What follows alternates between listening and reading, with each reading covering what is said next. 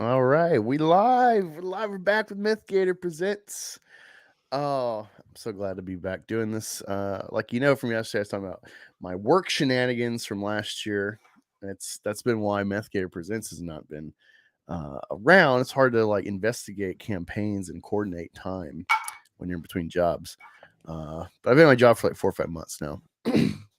And I feel fairly stable, feel fairly conditioned to the herky jerky of day and night every month. So yeah, what a great way to kick it off with Nyobi.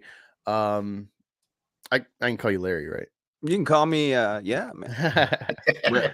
Call me whatever you want, brother. Awesome. Well, because like your Twitter's Nyobi Comics, I'm like, I'm not gonna call you Nyobi. That's a girl. That's a lady, But everyone did it, right? Like for years, John. Years. People like just call me Nyobi anyway. They were just doing it. So I'm like, oh fuck, okay, I guess, whatever. I'll take it. That's hilarious. I didn't know that. Larry. Yes. Get it. But yeah, I put the link in the chat. It's in the description as well, along with Larry's Twitter handle. I would share the Facebook, but I'd never go on Facebook. So it's kind of hard to right now, though. I gotta tell you, like Facebook is sort of where I eat and breathe, man. Twitter is sort of a secondary social media for me. Really, like all of our comic business, all of our deals, everyone that I sort of work with, all comes from Facebook. Oh, nice. I'm a part of like 20, maybe 25 different comic book groups on Facebook too, where we advertise each other's links or find talent and that sort of stuff. Twitter, I go on there, I usually get in some shit, I post a few links. I'm like, that's about it. You know what I mean? Like, yeah. Huh. That's crazy, man. I think Facebook might still be down right now. What happened? Cyber attacked. Yeah, the whole thing went down. My mother, who also Facebook seems to be her lifeline. Facebook won't log me in. I'm like, Mom, they're not logging anyone in. It's been down for like hours, but mine's working fine right now. So nice. Yeah. I just clicked on. I mean, I have Facebook that I use in the shadows, just like trying to find artists or whatever. It looks like it's working for me, so I don't know the problem for you people with your Facebook. What do you mean by you people? Yeah, what do you mean?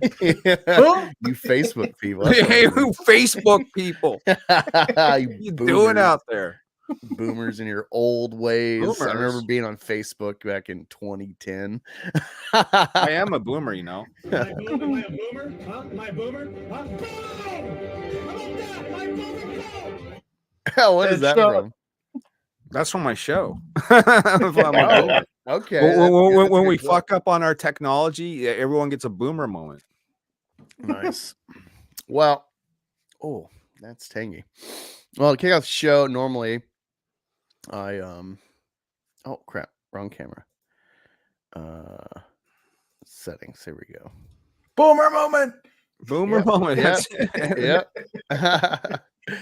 Well, it's because of the internet went out the other day. Now I feel like I got to be on camera or something. He's making Well, no, I'm gonna be for now because we have a little thing. You might recognize the voiceover of this, but there's a custom we do over here. We have guests, and that is the horn of ceremony.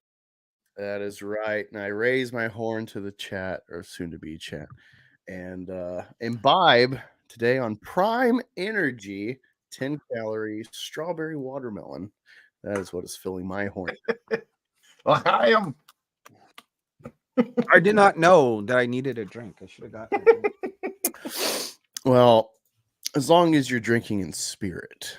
Well, I was drinking green tea earlier. Oh, nice. Got to be metaphorical. And anyway, this concludes the horn of ceremony. So bad. That's it. No, he's got high budget shit going on here. I feel like I need to up my game now. That's about all I got though. And then, in what's that movie? Hangover. I saw it on Twitter. I'm like, oh fuck, I love that. I haven't watched that in years, but I love that. Years. Zach Galifianakis to the store, and like, he goes out and he sees, I guess, a drug dealer. He's like, "What's up, nigga?" Whoa. Damn. And if I know I look Mexican, I'm half black. I have the N-word card. It's all right. And that clip's just funny though, because it's like, well, every time I have like new guests and they're white, that'll be their intro, just to make it funny. It's my humor. Tuck a couple of slurs around, you know, get Yes. everybody comfortable. Well, yeah, I don't really have any high production besides that clip. That thanks to Chris Fisk, his voice is perfect for that horn of Why, ceremony. thank you. Yeah, my I had a bullhorn, like a bullhorn rookie sent me, and I warped it from actually using it, and so I had to toss it. And luckily, I found this glass one at Hot Topic. Nice. Hot topic. Yeah, but yeah. So you are the creative Nyobi. Let me pull up the campaign. That's the crime that they labeled me with. Yeah. You when I mentioned it to Chris Fisk, I didn't know if he interacted. He's like, "Oh, Larry." So I assume you off stream before. Maybe have we, I Chris? don't. I followed your stream, Larry, for a while. Back to I feel bad for you, brother. Sorry you had to go. Sorry you had to go through that, man. You know. But yeah, oh, what was I gonna say? Yeah, I assumed y'all had some sort of history because he seemed excited. Like, oh, I guess he's excited to actually. Me and Chris were hang out here. beefing for years. It was crazy. Yeah, he's from West Coast Canada. No, East Coast Canada. And I'm from Yeah, it was West that whole Coast East Coast, West Coast comic crap war. Where Oh, we were cutting yeah. promos on YouTube on each other all the time. I love it when they call me Big Papu. That's it, man. We gotta know who shot Chris. You know what I mean? Like, there we go. Sorry, I was trying to figure out where I put my tab of your campaign. Here we go. Share the screen.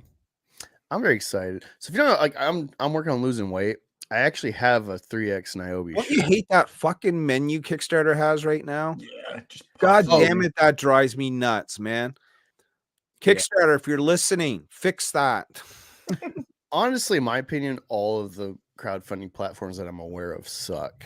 Well, no, but here's the thing. There's this thing when you had your cursor up by it and that menu opens up. That's new, right? Yeah. And so, like, when you're checking out your own project, like I'm like, yeah, I bring it up to see how many backers we got. Oh no, I'm out of money. No, but that menu pops up and it gets on our way. Like it's broken, doesn't work right. Yeah. Not only that, but it's so visually crowding. It's like, why not just have a drop down? Yeah, like Yeah, 30 things side by side by side by side. Well, you know, honestly, web design, maybe the idea was when you have it like on the side and it just like slips out like this or something, it's like Yeah, drawer. too concise, it's too tiny, you know, to really have anything stand out. So that might be the idea. I get it. Either way, it's like either it's too small and everything gets blurred together, or it's so in your face, you're like, what was I looking at? Well, it just flashbangs you. Like you yeah. accidentally hover over a thing and all of a sudden, pow! Yeah, that's what happens. Yeah. It's like the YouTube thing or Netflix. You can't leave it Yeah. on for 3 seconds without it trying to like, I need your attention. You know, that whole TikTok idea, the algorithm stuff. I really hate it, man. TikTok brain. Yeah, we really need to, with all of our entertainment, we need to fight back. I don't know if you noticed you watch like kids movies at all, Larry or Chris, but I saw the Captain Underpants movie, and it's pretty good. But even that movie compared to like, just get like any 90s, 2000s kids movie, get like Shrek. Right. Shrek's great. Watch it now compared to new kid stuff that is also good, but like look at the pacing. Yeah. Lion King, Toy Story, these are Too boring movies. Shrek, boring. These are boring. Pace. They expect me to actually sit there and absorb a plot for, you know, a minute in How between dare they? action. It's kind of crazy how fast we've accelerated. And then you get to comics and it's like, oh, I can read at my own pace, you know? Regardless of whatever you're trying to elicit with the art panel to panel, you're it's antiquated art in a way, and I like that. You know, we need to return. We need some sort of like Butlerian jihad against algorithms. Do you think it's antiquated, like in the sense like the art style? Or do you think it's antiquated in the sense that kids want everything digital? They want it digital and interactive, you know. I think that's why comics were so big in like the 60s, 70s before they started trying to make movies and cartoons out of them. Right. I think this is like the last media anyone wants to engage in is actually opening a book. And this is it, right? And so, you know, I've had these discussions with many people in the past about, is comic books outdated, you know, and like kids would tell stories like, yeah, I went up in my grandfather's attic and I found these old books of Batman or something, you know what I mean? And dusted them off, you know, because they're really, you know, like, and I'm talking like mainly 25 and younger. And I'm sure there's lots of exceptions. You know, there might be a 14-year-old going to their comic book shop and opening a pull list and getting Spider-Man, but I bet you they're few and rare between now. You know what I mean? And so, you know, the idea of a floppy to them, a floppy comic book, paying $5 for 24 pages on the average, if you will, doesn't really appeal to them because they can get it on digital. You know, they rather like, God, it was, I think it was Tyler that was telling me that he would rather not have long boxes of comics in his house because it takes up too much space, and have all his comic books on a digital tablet. And it blew my mind, just being an old school guy. I'm like, but how in the hell will they ever be worth any money? Digital files aren't Yeah. worth shit. You know, Yeah. well, it's not JPEG. about Woo. collecting for the money, right? It's about just reading. You know what I mean? And Mhm. part of comic book collecting was, you know, initially, uh, especially when we go back to the 90s boom and even in the late 80s sort of thing, people, you know, knew that some of these comic books at one point in time or another could be worth money. Now in the 90s, it sort of went overboard. Everyone thought Youngblood #1 was going to put their kids in college. And so, but now those are dollar bin books all over the place. But the idea that making a comic book money is because usually they were rare, and back in the day, people didn't really take care of them very well, and thus first appearances of major heroes sort of got lost to time. So if you do find like a really nice mint copy of something, yeah, it's gonna be worth a few bucks because that's the definition of rare, right? It's not common. So I think if we're going strictly into a, you know, what I would call the reader era, if you will, where it's just about reading the content and not collecting the content, then we're in trouble. And print media is in trouble. If you got the campaign up, one of the things you're going to notice in that campaign is that we got 3 different digital tiers, right? And in those digital tiers, over a third of our backers are digital. That is staggering compared to what it used to be back in 2020, 2019. You know, you look at that digital tier, it's over 50 people plus, and then there's a couple others, right? So we got 194, 93 backers. I'm guaranteeing you 70 to 80 of those are probably digital. And the problem is that we don't make money off of digital. We make money off of selling hard to get boutique exclusive variant covers. You know what I mean? Yeah. Yeah. And if they're not buying them, then that takes away, you know, some of the profit margins that comic books like mine are used to having. And that's one of the things that we're finding in crowdfunding right now is that more people just, and it's for a variety of reasons. You know, the other reason would be, well, you know, you live in Canada and I can't afford the international shipping. So rather just get the digital things. You know what I mean? Or it's, you know, well, it strictly comes down to economics. People just don't have the money. It's like, okay, I can, you know, get $50 worth of comics on Kickstarter or Indiegogo, or I can buy eggs and juice for my family. You know, like, Well, I think it's something that comes to my mind as someone that, you know, hopes to be a creative, but is a backer when I can. It's like $25 plus the shipping, regardless of can or whatever. The average, you know, you're spending 20, $25, $30 on a comic, especially if it's short form. Versus I can get like 5 at the comic store for that or more. Especially right. I go for old pulls usually. So I hunt in the boxes, find old stuff, get way more bang for my buck. That comes to mind as that's an avenue I take. Most of my comics are cheapies from long boxes at the comic store that are back issue stuff that's forgotten, or please get rid of it. You know, like thanks for any money on this now. Right. You know, Yeah. that comes to my mind. And so, yeah, digital, it's already an idea, aside from practicality, especially for international. But one thing that I want to do Well, even at $5 a comic book at the comic book shop, that's still expensive to many. Right? Yeah, people were complaining about that. You know, it's somehow Image is still doing $3 on like Spawn. Right? That's probably a McFarlane call. Like, hey, bud, I don't want to charge any more than $3.99 for my comic, bud. One idea, I don't know if maybe you'll do this in the future. One idea I got is for like the speculative people. Yeah. Is it's like I think you should fulfill the it's sort of like first come first serve, but like the physical people should get fulfilled first, and then because digital's so easy. But maybe have you thought about maybe anyone wants to like review stuff, maybe having like a I don't know what you'd call it,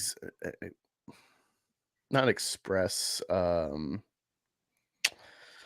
executive's not the right word, but just like a more like, ooh, you want an advanced digital copy, you want to be a reviewer of this book or something like, all right, here's $30 for the advanced digital. I mean, people, as far as advanced copies, I don't know. We never really done that because usually by the time that I get the final file, we're ready to go to print. You know what I mean?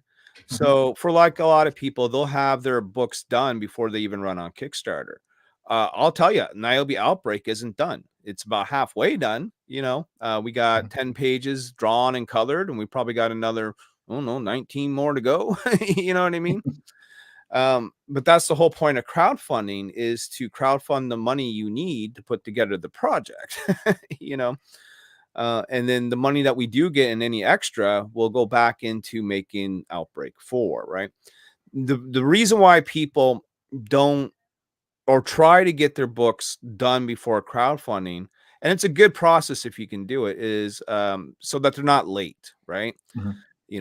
I've never been late on fulfillment. You hear the joke all the time, good guys is with on-time bookses. Well, we're one of them. Right. We, I just done fulfilling Nyobi Penguina. I said it'd be fulfilled in February. On February 28th, 29th, I dropped off the last package. You know what I mean? And away we go, But even if you're a couple of weeks late in comic books, you're early. You know what I mean? Yeah. If no one has to wait 6 months to a year for your stuff, you're probably doing all right, and that's from the time when you say it's going to be delivered. Now, here's the other thing that we do.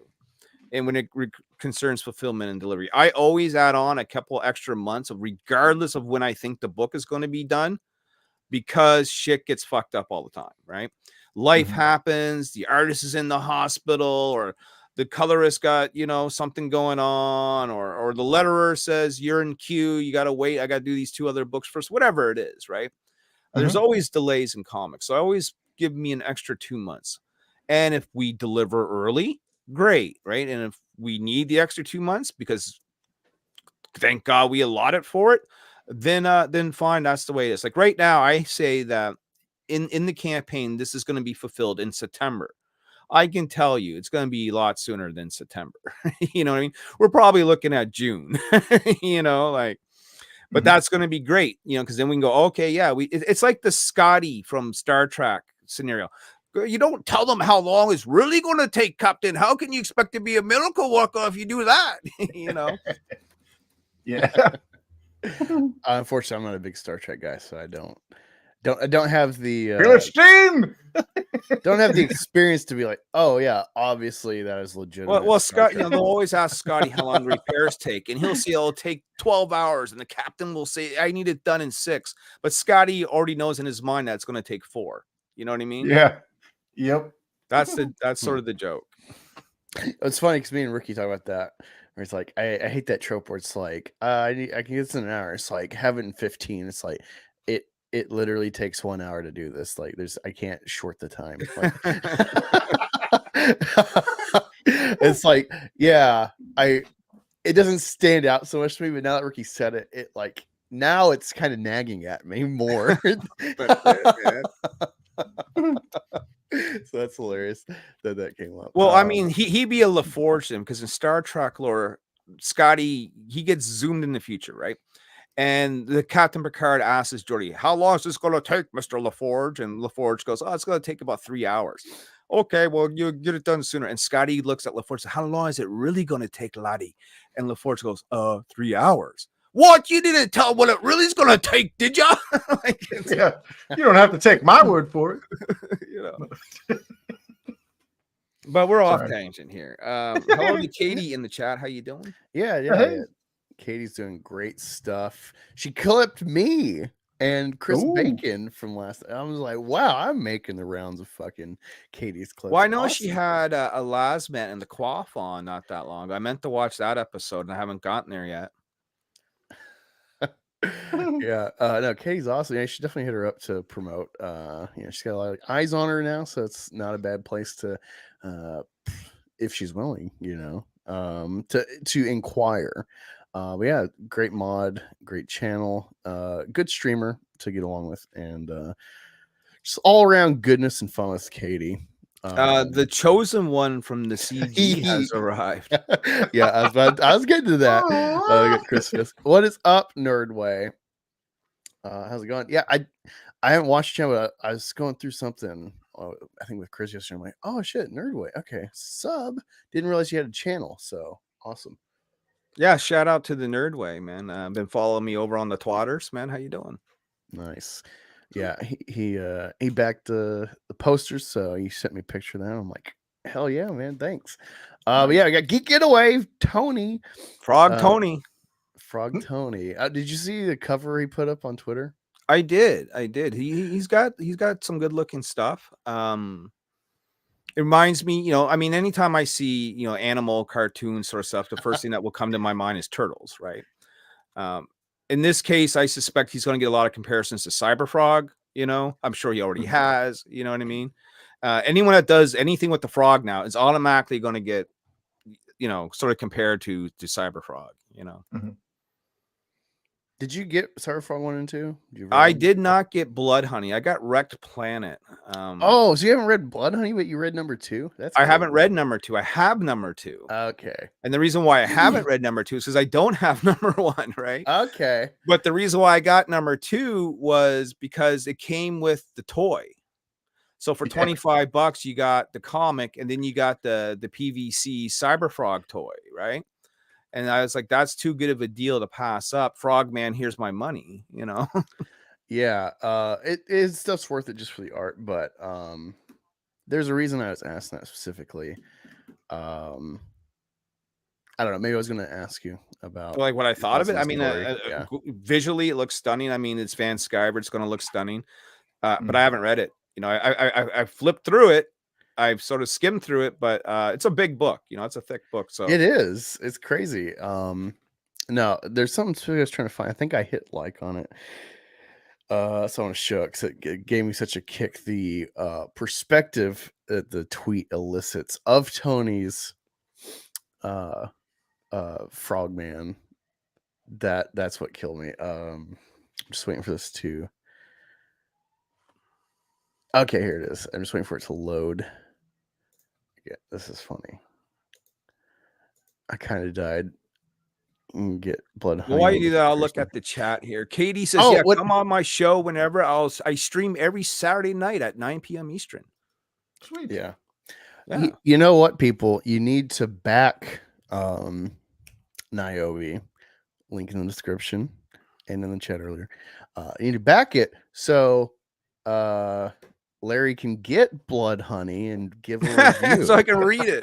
You can read it, back it, review it. You can either love or hate him in the comments afterward. So I tend not to review so other. Buy. I sort of got the Van Sciver thing when it comes to reviewing books. I don't generally do it.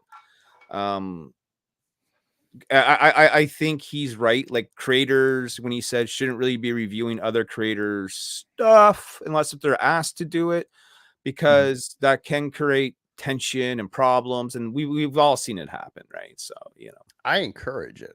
I think it's what we need. Not only is it fun, not only can you generate just bullshit off of YouTube from it, but legitimately, I think this whole sphere, you're not a comics game. That's fine.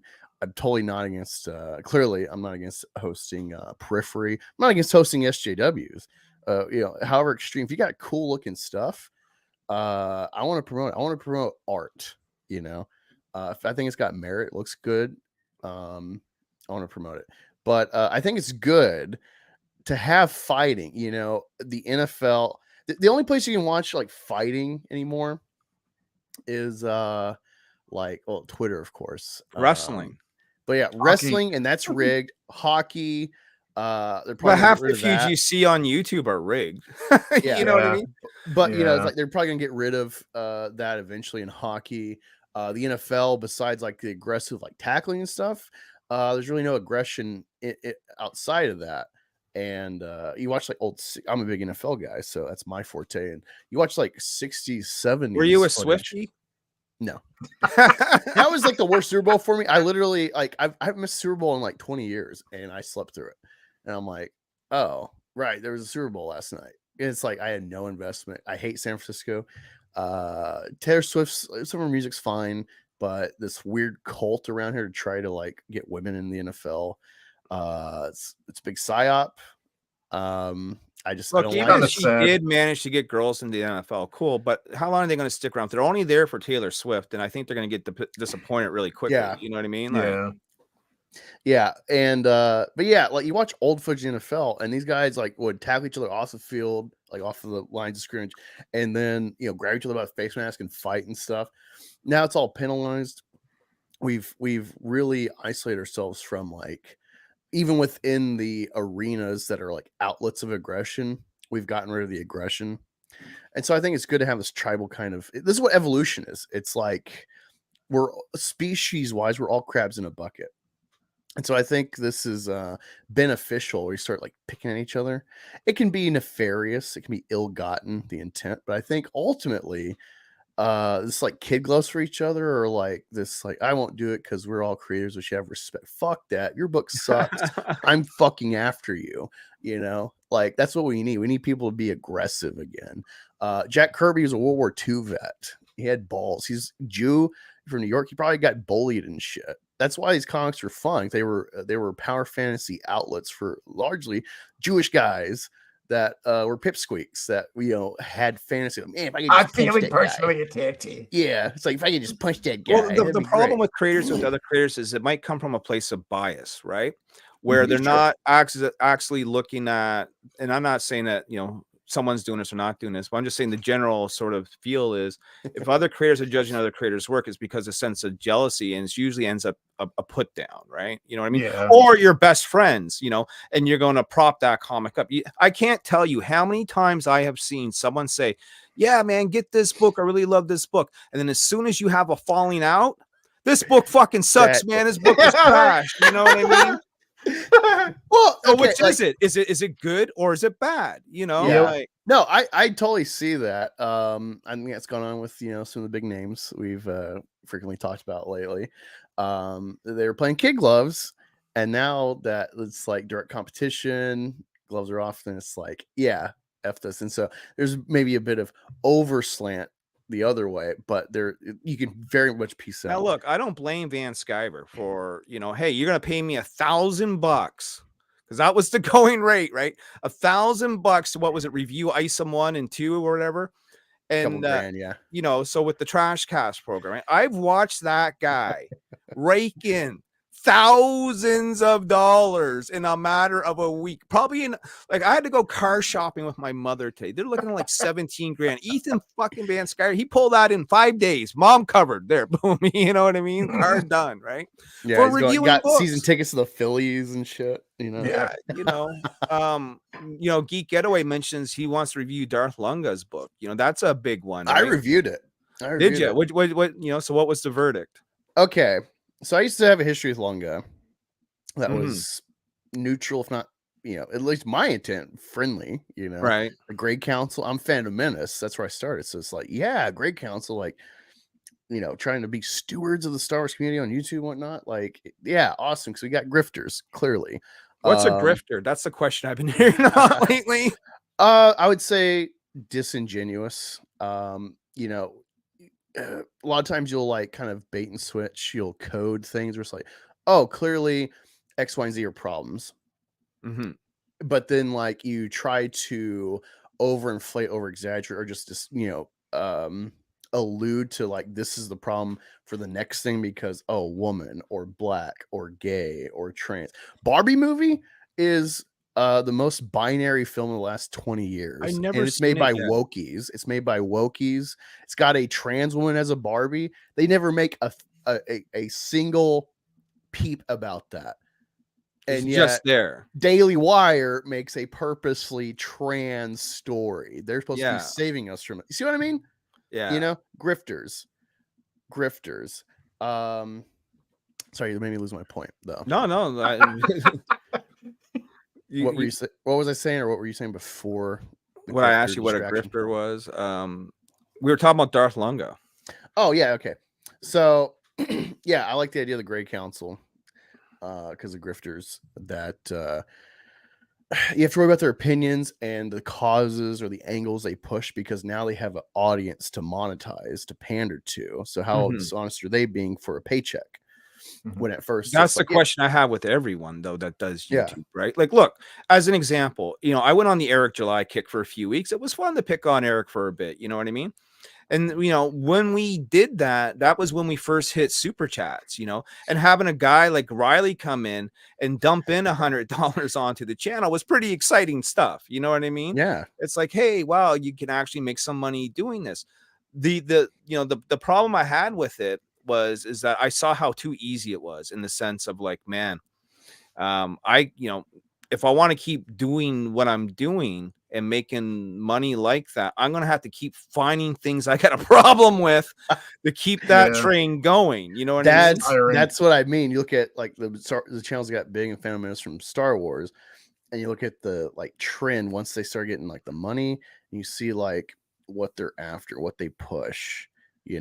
Because it's like you said, you got to Avatar, find the next thing now. Avatar 2, right? Sure. It's woke, it's woke, it's feminist, blah blah blah. Because like Cameron says something like, "If we're gonna go down the feminist wormhole, what would that look like?" And guess what the guy did? The guy made his feminist wormhole was a pregnant chiefess going to war for her people in its time of need, to fight off destruction. That's his vision of, even if he's trying to be woke, he made the most like conservative trad, like Catholic imagery possible of a pregnant woman character. Well, is it possible embracing her femininity and maternity? They're all selling these videos like woke, it's eco climate activist cringe, blah, and then they see them like, oh, that's pretty good, or whatever. Well, I think this stuff's been around for so long that's just starting to merge together. You know what I mean? Yeah. It's a horseshoe. Yeah. Right. Yeah, exactly. It's like communism and national. It's because it's been all these terms and ideology has been thrown into the zeitgeist now for years. Even you'll find conservatives starting to adopt some of it, and what you'll also find is you'll find lefties starting to adopt some conservative values after having been around nonsense for so long. You know what I mean? Like, it's great. Yeah, I love this. I love that someone else is just like observing this honestly as well. But that's my concern. So that's my history of Lunga, was like the Grey Council and Den of Nerds popping up. Never got to back his book, and I never read any of his books. I never had much dealings with Lunga at all. He's kind of like me. He's always been around, but we never really crossed paths too much. Yeah, I think Summer Swan says it perfectly. He's a hateful little prick. Yeah, it's like he's so hateful and so self-assured without reason to be that he kind of looks down at everyone. Well, I think it's not a comics gay or he's an issue. It's just everybody. I think the way that he was pushing Ethan was a little bit stupid. You know what I mean? Hey, where's my book? You get my book, review my book. Here's the tracking for my book. Where's my book? Fuck. Send him a digital file, you idiot. You know what I mean, right? Like, why is it so important for you? And now I'm gonna get off on the box here for a second. Why is it so important for you to send your book to Ethan when Lunga, when he's gonna rip it apart, maybe even literally? He might literally just rip it to shreds. Like, why do you want that? Like Rose Tico. Don't you want to sell copies? Like, fuck. Yeah, it's I don't know. So my thing is, I read it, and at first I'm like, hey, and I sent him this. I'm like, hey, I'm not going to review your book because like I think I would just be negative and it wouldn't help you. And also, I'm not like the target. I'm not a Lovecraftian at all. I do not care about Lovecraft Cthulhu's a cool image. I don't care about existential space horror though, or whatever. I just don't care. I'll get that out of Rick and Morty. That's the extent that I will Morty! invest in Yeah. Lovecraftian horror and sci-fi. I do not care. See, I didn't even know that much about it. You told me more than I already knew. Yeah, and so that's the big thing. And so he's got elements like Silver Surfer. This chick Isadora goes back to like I think being a slave in Rome, and somehow she becomes a herald for one of these gods. And he states that like all these gods don't care about people, that they just have like their realms or whatever their focus, and they Sure. work within that. They don't care about their servants necessarily, which is cool. That's interesting. I think people really forget. We've been so Christianized in the West, we forget that. Yeah, like different mythologies, the gods deserve the respect and honor regardless of their involvement or blessing or cursing. Like they are the powers, irrespective of like a trade-off, with the humanity. So like that's an interesting little tidbit. And yeah, it's like she's I guess it's got some sort of manipulation power, either herself or through this like amulet thing. And so this guy is like over his girl in bed, but he's seeing like she's covering like a monster or something because they're both tweaked out on meth. And so she's manipulating him. And so he's trying to like kill the thing, but he kills his girlfriend. Nothing's actually there. And so it's like, and then she manipulates him to kill himself. And then it turns out like, oh, she's doing this because their daughter, who's at like the babysitter next door, they were like pimping her out to get hits or whatever. So it's like, okay, that's like a way to emotionally invest in like support of this characters and understand their jurisdiction or justice to some degree. But then it's like, oh, actually these monsters that these people were seeing, like there actually are real monsters like this that people can't see. She can choose if people see her or not. And she lets the girl see her or something because she's like, yeah, and then she's gonna go to CPS and get like a good home. But later on, you find out a cop saw her and tracked her down to where she went. And it gets distracted with like this other herald or something of a different god. It seems like one page is just about him talking about like cognac. And these are like 24 or 32 page books. So it's like, he's got a lot going on. He never really focuses on like, what is Isadora? What is her focus? Because at some point, That's right. Like, that's the name of the book. Isadora. Thank you. She's apparently put like her god to sleep, like in a slumber or something. Sleeping Beauty. So she's doing what she wants, I guess, to be more invested in people or something. It's not really clear. And then we get distracted in the second book with like not just the cop. You get like a brief moment of the cop because she touches the amulet when she comes to this warehouse. The Eric July warehouse? A different warehouse. The money take to the door. We don't know its relation to Rip-A-Verse or Rip-Ascend. I'm gonna come do some business with me. But she touches this amulet, and I guess it should kill her, but it doesn't. So she's like, "Oh, she must be special." And you find out in this other realm in her brain, whatever, she's communed with by spirits of her ancestors from Africa. It's kind of like this like spiritual Dora Milaje, like Black Panther, where they are keepers of the god or something or whatever. I don't know. And it's just there's a lot going on. There's a lot of potential. I've said that he could do with like an ISOM length book, that his issue should be like 90 pages long to really flesh out, because he's got a lot to play with that he wants to, but it's unfocused. He has not sold me on Isadora, the character, to care about fucking cop, her stupid, and it's all female, but it's not woke thus far. So that's a nice little like wrinkle for me personally, where it's like, wow, I notice it's very heavy female demographic characters, but it's not woke thus far. He's got a weird haircut, colors it. He's kind of a wokey.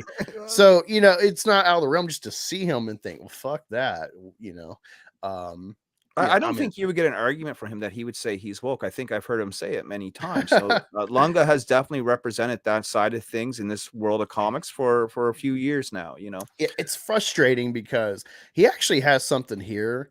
Again, it's not my forte, but the fact that you remember it all in such detail tells me it did leave an impression on you. Okay. Yeah. The fact that you're able to recite that whole plot to me.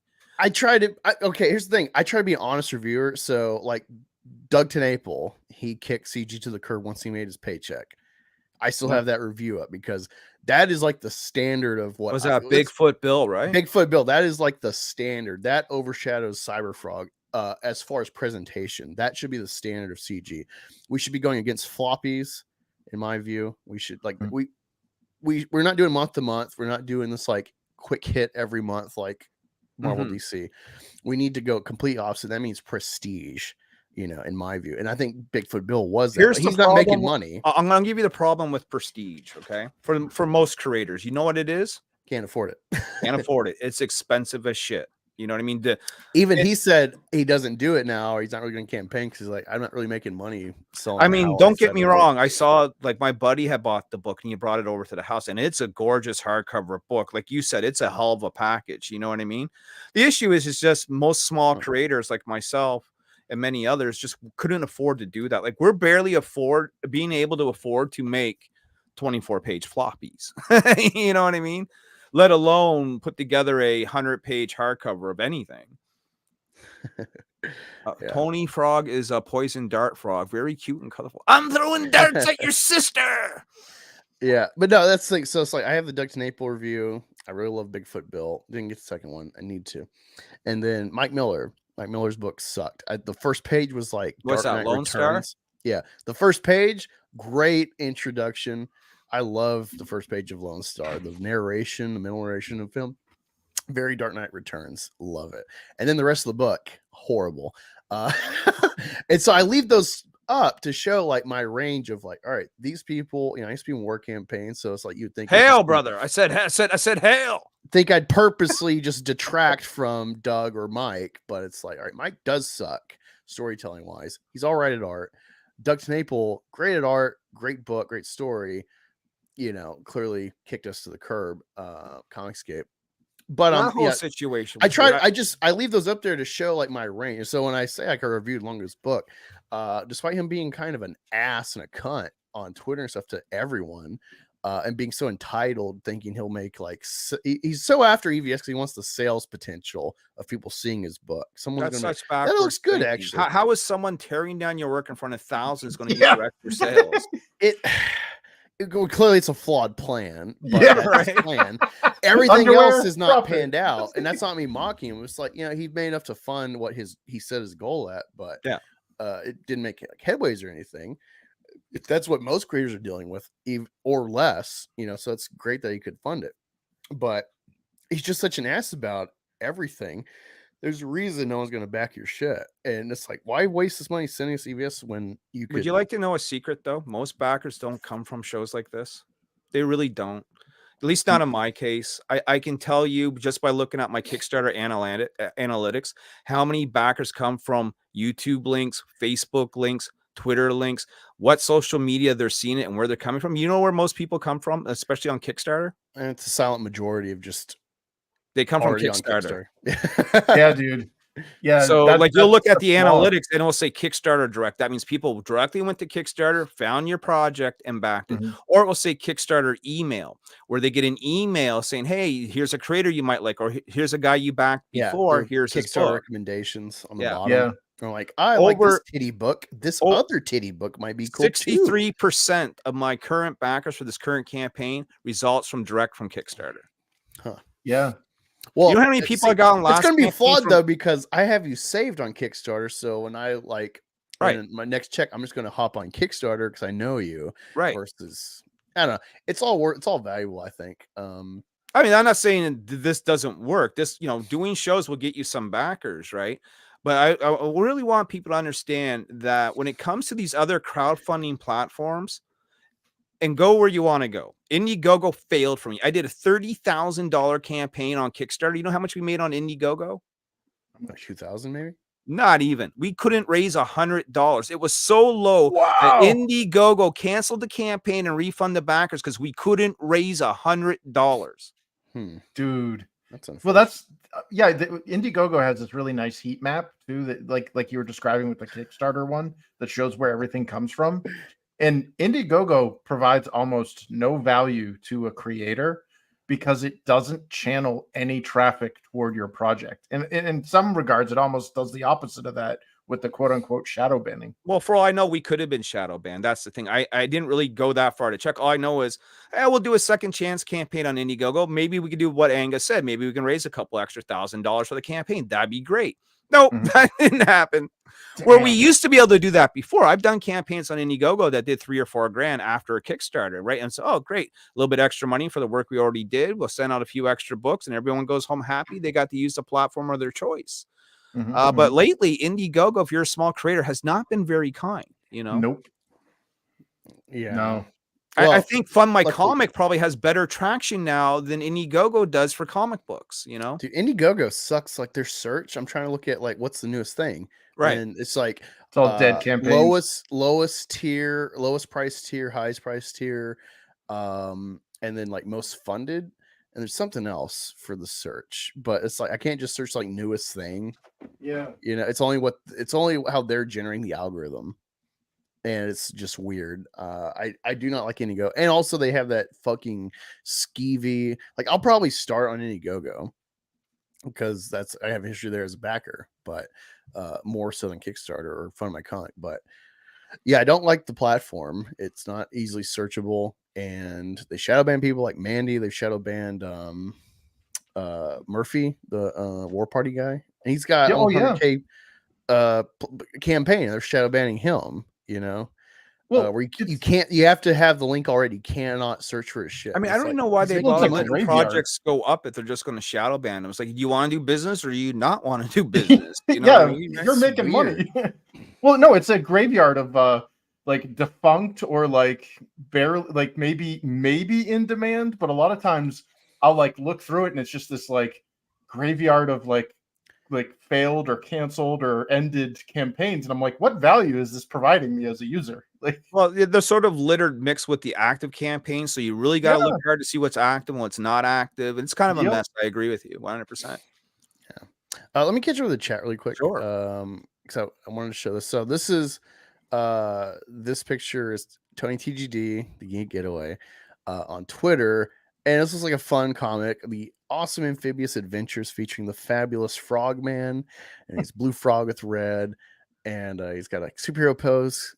It's not action, lining around him. And then what's funny is you scroll up and you see Amoral Fat says the last thing bad guys see. The context of, I love it. Amoral, that's so fucking funny. Oh my god, like that killed me. Well, that's a meme right there. You know what I mean? yeah, that's like the Teenage Mutant Ninja Turtles one. It's almost like almost like the frog's got that crazy ex-girlfriend look in its eyes, when it's staring at you, right? She's going wall-eyed on you, right? Or like, did you see Willy's Wonderland with Nick Cage? I didn't. Yes. Yeah, like they're like weird. It's like Five Nights at Freddy's kind of derivative type thing, I guess. Never ingested Five Nights at Freddy's, but they're animatronics from like a Chuck E. Cheese type thing. But they're actually possessed with like these like evil spirits of like murderers and shit. And so they've closed the place down, but Nick Cage gets like paid to like clean the place overnight. But it's really a sacrifice. That's the attempt. But he actually starts fucking up all the animatronics. Also, kids get involved. They have like these blank stares though on their face, like the ostrich, like I'm gonna eat your face, but with these like bright white eyes and happy look, So it's a nice contrast. All right, let me catch you with the chat, and then we'll get more into Nyobi.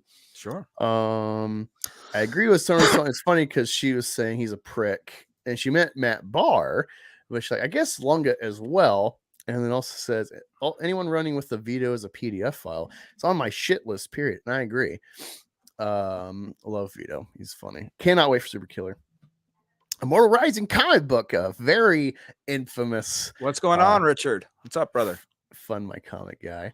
I mean, he was the story that really got me invested in a whole Eric July situation. Yeah. When Eric July shit in this guy's face, offered him $700 to fund the comic, and then told him to fix his bitch attitude. That shit really pissed me off. Well, dude, yeah, Aaron, he and I streamed together on Thursdays. And yeah, it was like a big like stuff the money in your shirt pocket and kind of smack your cheek kind of thing. Like, yeah. Capiche? Well, it was a big dick measuring contest, you know, and it's like, dude, we're just trying to make comics. And the sad part about it, the whole thing, was that the Fund My Comic campaign was not actually his campaign. That was more like a it was a storefront. He storefront. had already But got it Eric funded. didn't know that. Eric thought he was bailing him out of jail. And then because he went and did that, now Richard's got to all of a sudden change his attitude and treat Eric with respect. And what did Richard do? He rejected the money like he should have. It was amazing. It was beautiful because it's a layered thing. First of all, this showed how little Eric knows anything about the sphere that he's selling to, that he's not invested in anything but himself. And then also was a big bitch slap to a guy. It was like, 300, and Xerxes, it's like, Yeah. I'd kneel, but like, I got bad knees, Yeah, it's that's just what not that's what gonna he wanted work. to do. He wanted Richard to kneel, man. Fucking- And he's like, yeah, I don't care if you've made multi-millions on a couple fucking shitty comics that everyone laughs at. You have They're not. that they're not means comics, nothing dude. to me. How about you actually talk to me? You cannot buy me off, buddy. That is America's fuck. That's the Boston Tea Party right Look, there. making It's the comics evil is empire. hard, even for a guy with lots of money. Making a comic book is hard, And I was explaining this earlier to someone else. It's like, a lot of us coming up, Nyobi, I'm not a pro, I'm a farthest thing away from, I'm not Ethan Van Sciver. I don't have 30 years in the business. And a lot of us don't, right? A lot of us are just trying to see if we can even do it. You know what I mean? Right. Yeah. And just see if we can even make a run for it on a small level. If it got to a bigger level, then great, But I mean, Van Sciver has the attitude that every book that comes out should be rivaling Marvel and DC. The fact of the matter is, welcome to the indies where that really doesn't happen. You know what I mean? I collected indie books back in the 80s and 90s, and they weren't, on the level of Marvel and DC. Why? Because they're independent. They don't have a big corporation to back them up. The big thing is, in Eric July's case, his books should be better. I'll tell you why. Because he has the budget to hire the talent to make them better. When you're a small guy like me, you got $6,000, maybe $7,000 to play with to make your pages and get your covers and, cover all your bills. You're generally going with the most affordable talent you can find. Doesn't necessarily mean they're professionals that have been in the business for 20 years. That's the difference. People really got to understand that when you're backing an indie comic, you are backing an indie comic. It's like going to an indie punk show with a brand new band that you never heard of before. Like it's. Yeah. I just saw the private message you sent, Chris. That's what that frog face reminds me of. Let me send that to myself. I'll make a side-by-side meme of There this. you go. You gotta meme that shit, brothers. And we'll let the people decide. I'm gonna be like Bane. I turn it back to you, the people. This is it, I man. fucking love Tom Hardy's Bane. I showed Rookie. For He didn't grow up with the original Batman miniseries or Justice League. His first was the Unlimited, which is crazy.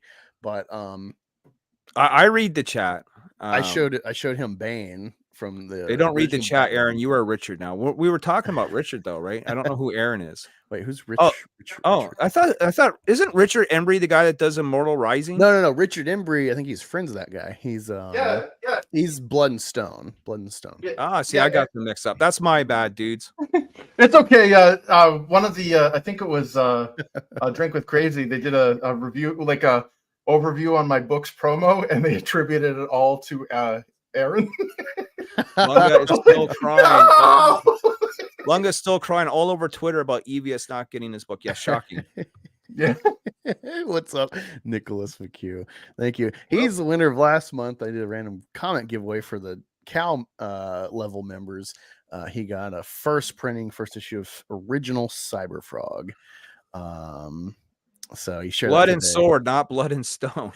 We're all fucking up.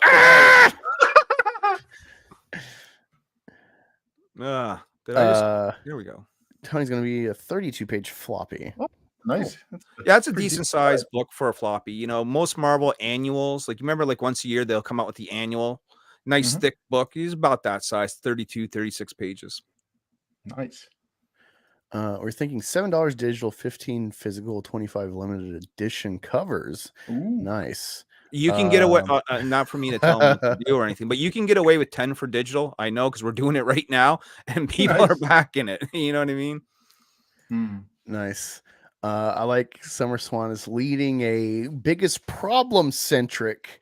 That is her deciding factor. Are you cool with veto? Otherwise, fuck you and fuck your comic. Summer Swan says. You know, I mean, I never had any interactions with Vito or Dick Masterson, really, for that matter. So, you know, they're fine. You know, I don't think Vito is a P to the O, you know, for making jokes, you know. I think a lot of that nonsense has gotten way out of control. To be Here's honest the thing. I was talking about someone, I think it was with BTM Reviews, Dave. This all goes back because, and it's interesting because I was watching, catching up on the Ethan Ralph kill stream that Vito was on. And so I didn't know this tidbit. So I knew that Mr. Girl, him and Vito go back to high school. They were aware of each other. They weren't really friends, but they kind of became friends after high school. They went to the same place. But apparently when his dad died, at some point when Vito was already a YouTuber, Mr. Girl was like really there for him. And so he's like ride or die with Mr. Girl.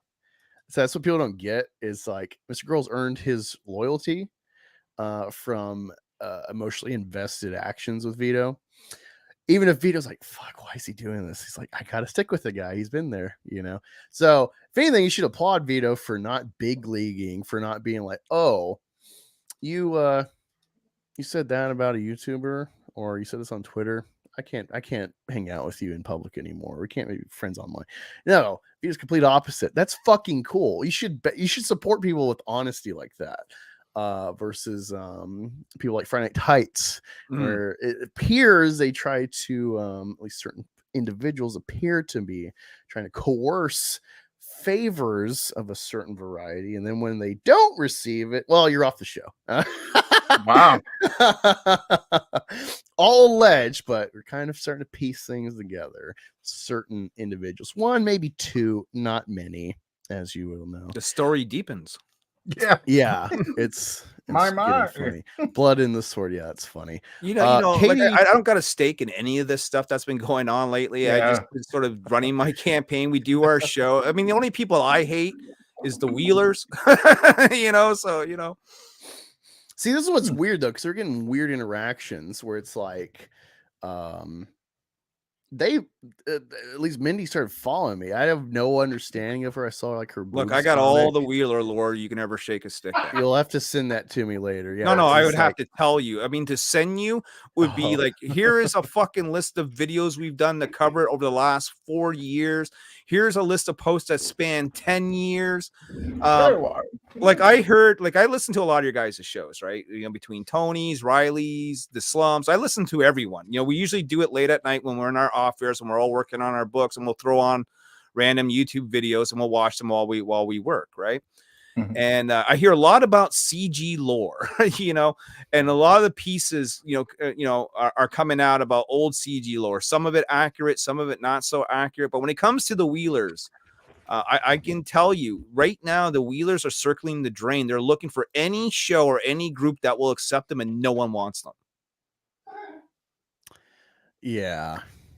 It's funny because like Matt Barr apparently has worked with like your boy Zach. It's like, I've never heard of this guy. I've been here since Jawbreakers Lost Souls. Yeah, Matt Barr is a name I only seen floating around for the last sort of year. I know he's been around longer than that, but as far as making appearances on shows and being very active and outspoken, it's really been within the last year that I've noticed it.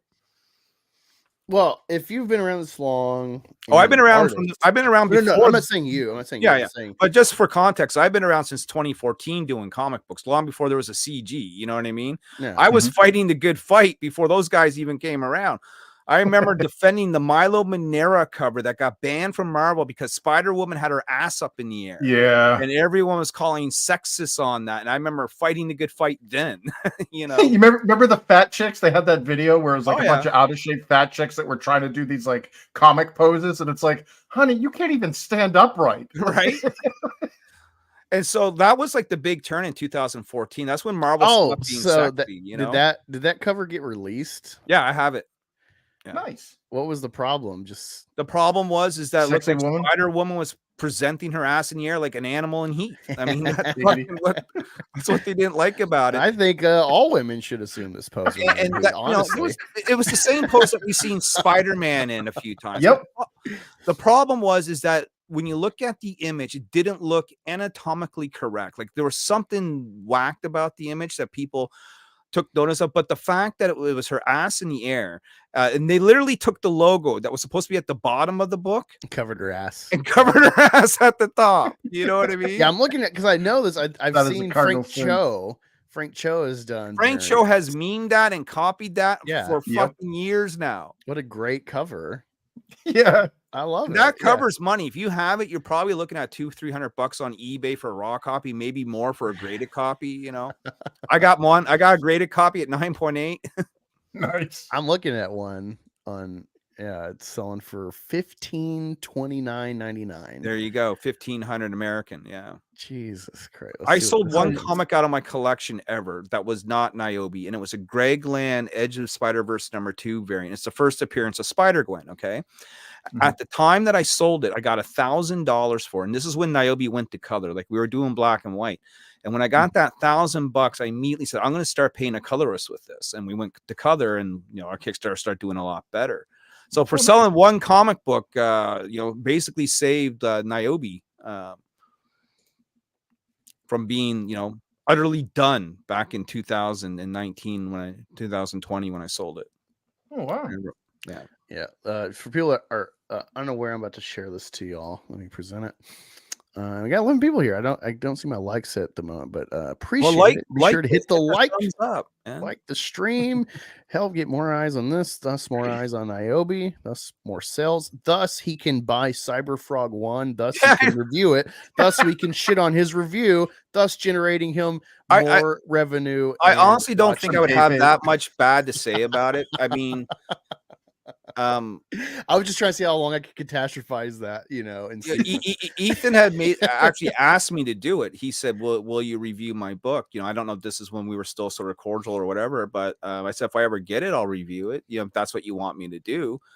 But like I said, I feel uncomfortable with that. But if I do reviews, it's probably going to be a favorable one. You know what I mean? Yeah. I mean, I've done reviews, and basically, I told Aaron there on Immortal Rising on his channel, I'm like, I'm not going to jump on your channel to like shit on people's books. So if we're going to do a review, it's going to be a book I like. Now, you And- see the problem with this image here, right? Is The Marvel, Marvel had solicited this made it to print, but this was the last sort of cover that Milo Manera had done for Marvel, I think, up until this date. You know what I mean?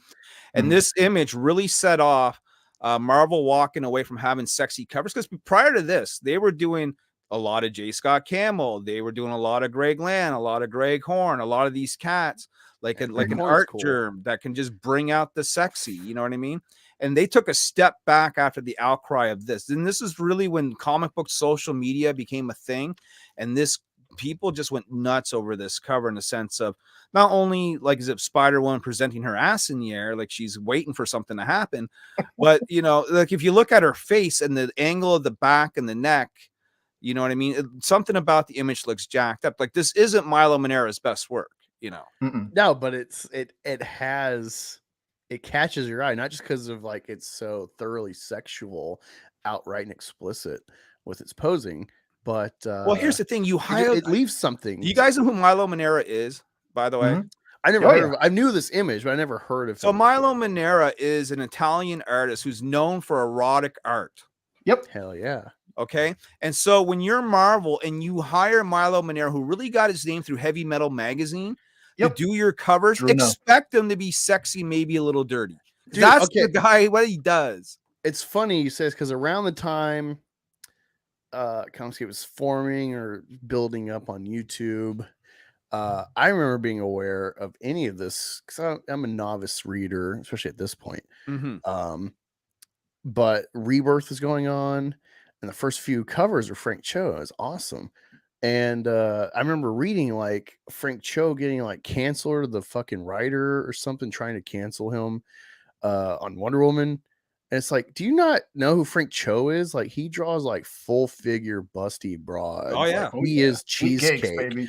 he has his very specific little Thick. like He likes them sliver. thick. He has this Yeah, he very does. specific sliver within like the J. Scott, Greg Land, Greg Horn, like Gooner covers, you know. He is a cheesecake factory. And so why the fuck would you hire him for Wonder Woman and be like, oh, you need to stop drawing her sexy? It's like that's So literally you know what the big my problem career. with that story was? The big problem is that one of the covers he had drawn a spot where you could see a little bit of Wonder Woman's underwear, and Greg Rucka lost his shit. So Greg Rucka was the writer of that book, kind of a woke guy, lost his fucking shit. And it's like you said, if you're gonna hire Frank Cho, expect Frank Cho. You know what I mean? Yeah. Yeah, I got this Boris Vallejo painting, but the dude's too muscular. This sucks. You gotta tone it down. Wow, he was commissioned to do 24 variants. He only did 6. Greg Rucka fucking threw a fit. I mean, that's the story. Oh man, that's crazy. Oh my god. Okay, so last thing I want to show, Katie wanted me to share this. I'm assuming she's trying to sell you on backing, on grabbing a Cyberfrog 1, because I think this is the main point of her video. Let me share it. And sorry, I fucking hate the button placements on StreamYard. Let me share this so y'all can follow Katie on Twitter if you have not already and see new clips and updates on her channel. That's her link. Let's watch this video.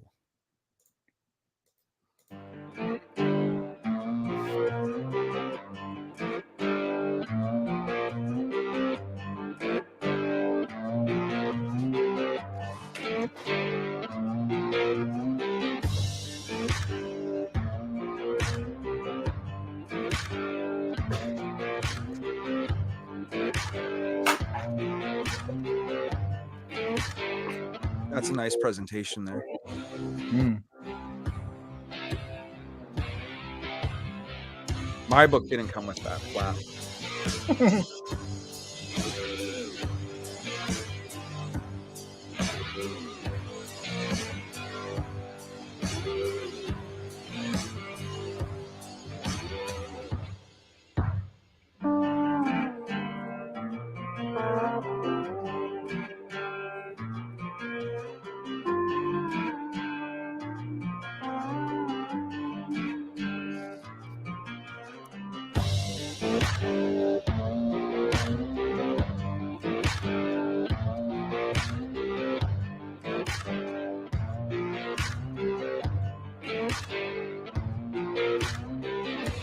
Yeah, those chromiums are beautiful.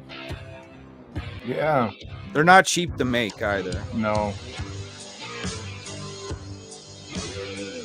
I wish I could afford to do chromium. Like we've done foils, but they never really look right. Those chromiums, and, having had the book, I can tell you that it's a sleek deal.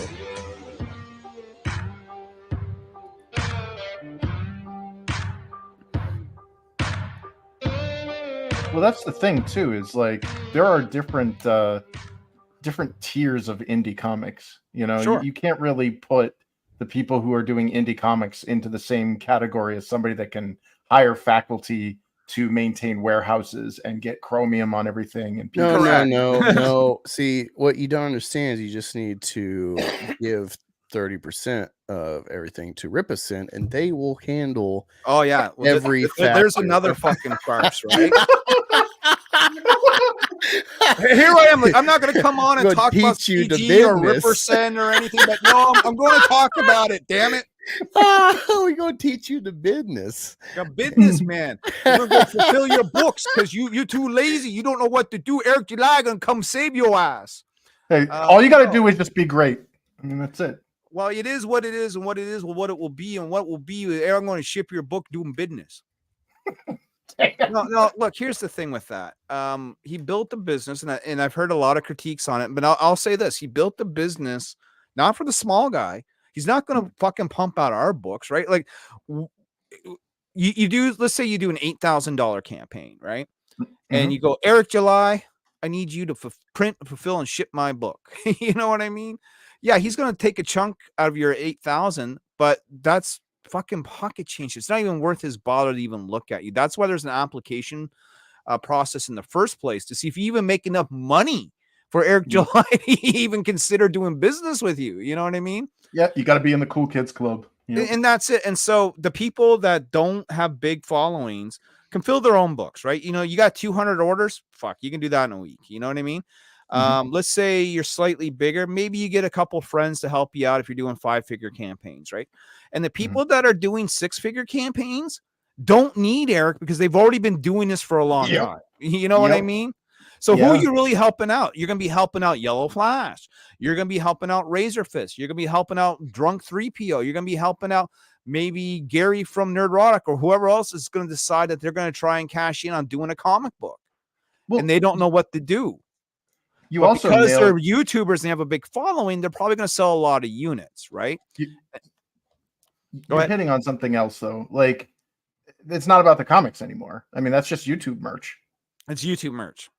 And that's why it doesn't really matter how good it is for them. Yeah. Okay. Because it's YouTube merch. I mean, let's put it this way. I think Ethan had it right. He was on a stream the other day and he was talking about what if Eric July just did a clothing line and used his shipping business for that? He would probably make bank, right? Because more people, well, what does everyone need? We all need to wear fucking clothes, right? And so you're going to make clothing that could appeal to almost anyone. And he's got a big fan base, but comic books is a very niche sort of item. Yes, people have bought his book that probably never read a fucking comic book before in their life and probably don't even read the one they just bought now. You know what I mean? But they bought it because it's got his name on it. You know? Branding. Hail TJ, by the way. What's going on, TJ? Yeah. Hey. 1 second. I want to share this really quick. Little sporadic announcement to maybe incentivize everyone to fucking empty their pockets. Oh, don't do that. For Nyobi. Yes, I want you. If you need a second mortgage on your house to back this book, That's fucking Brian do it. Polito method. You ever watch Brian Polito sell a book? No, I mean I've seen a couple. I love Brian Polito. What I've watched on, like just I watch random video clips of him of like, hey, it's like Wednesday, Sworn Nation. What's Do up, you remember the ShamWow guy? Okay, Yeah, Vince from ShamWow. Yeah. Brian Polito is the goddamn Vince of comic books, man. He like, don't pay your phone bill, don't pay your mortgage, take out a loan, but you gotta get this book now. You're gonna love my nuts. You're gonna love my nuts, man. That's it. Yeah, that's Brian Polito, and he's damn good at it. You know what I mean? But he comes off like, you know, one of those late night infomercial fucking sales guys. You know? Yeah. But announcement for the next 24 hours. Yeah. Ends at 8:08 p.m. tomorrow. Time's ticking. Become a $1 member on this channel, and you'll be entering the raffle. To I'll back a digital copy of Nyobi 3 for you. Oh, nice. Gotta give me whatever your email info, and I'll enter that for backing for where to send it. So consider that. You got 24 hours, people. Gotta get on that. Take this up on his offer. You know, we've been doing sort of similar stuff on my channel. Since we had super chats, we got super chats now. One of the things that I do is that, like, if you super chat me some money, we'll send you out a digital book. You know what I mean? And I haven't seen anyone else do that with super chats. Actually offer something back in return. So I feel like I'm the first, and if I'm not the first, I'm sure someone will let me know. But I think it's kind of cool. Like, you know, like right now, like for like the next week or two, anyone that comes by the channel, they're going to get Birthright 1 if they, you know, super chat $5 or more. You know, we'll just send you a link to a Dropbox and you just go download the file, you know? Yeah. I read the first Nyobi. I think it's Outbreak 1, if I'm not mistaken. That it's in that pack. Or maybe it's Origins. The very first Nyobi is Nyobi #1 that was done in 2015. It's an old black and white book. The one you sent in your digital pack. Yeah, but I mean, there's been a couple of different #1s, right? So there's Outbreak 1, there's Birthright 1, there's Nyobi Origins itself. So it depends on, you know, what you're talking about.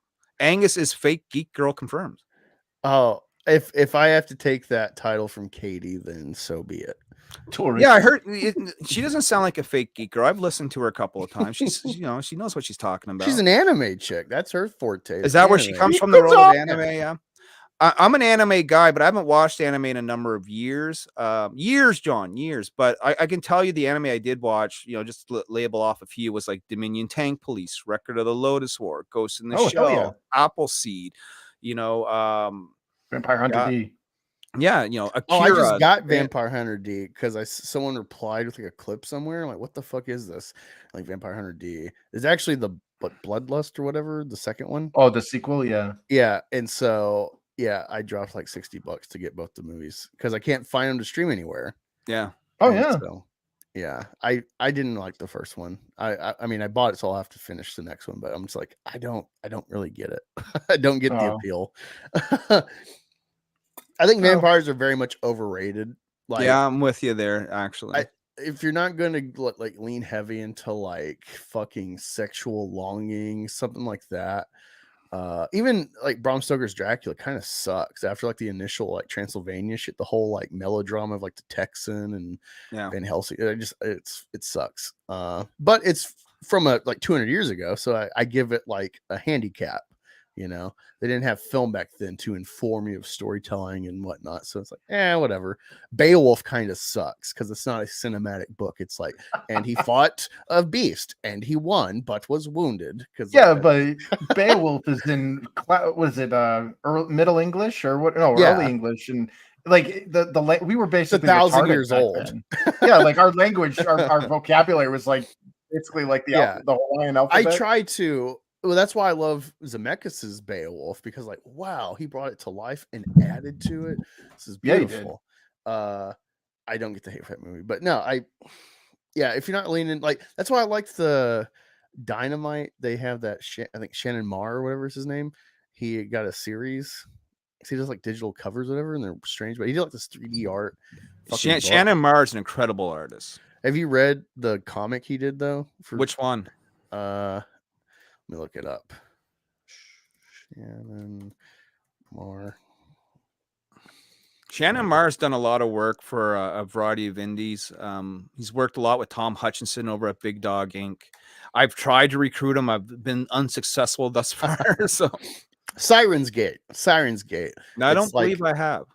It's so like lame, but it's hot.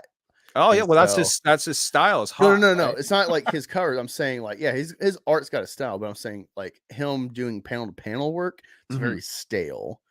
And I'm not like an art critic in that way, but even I'm reading something like, what is this, man? It's like, well, having not seen it, I can probably just tell you that's probably primarily because he's more of a cover artist. Yeah.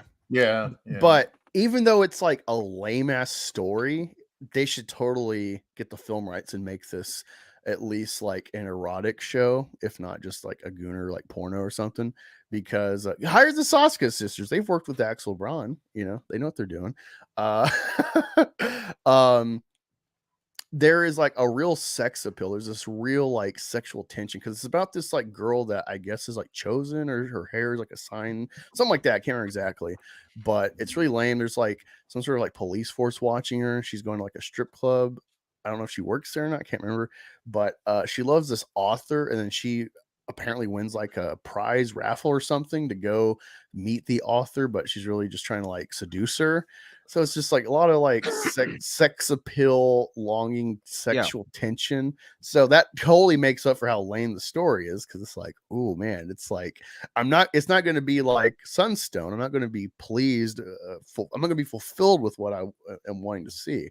But that's kind of the fun of it. It's like it's a big tease. So like that's better than a lot of Dracula stuff to me. Yeah. Oh, well, I remember when Bram Stoker's Dracula first came out in the theaters. That was a big deal. I remember all of us going to see it, and the soundtrack, you know what I mean? The whole vibe, man. TJ Laser says, "I've been busy drawing Nyobi. Good to see you again. Good to see you, brother, man." Nyobi, Finbar and I are going to do a review for Record of the Lotus War on our Anime Hour show. Cool. Nice. But after that, finishing our comic. Yes, brothers.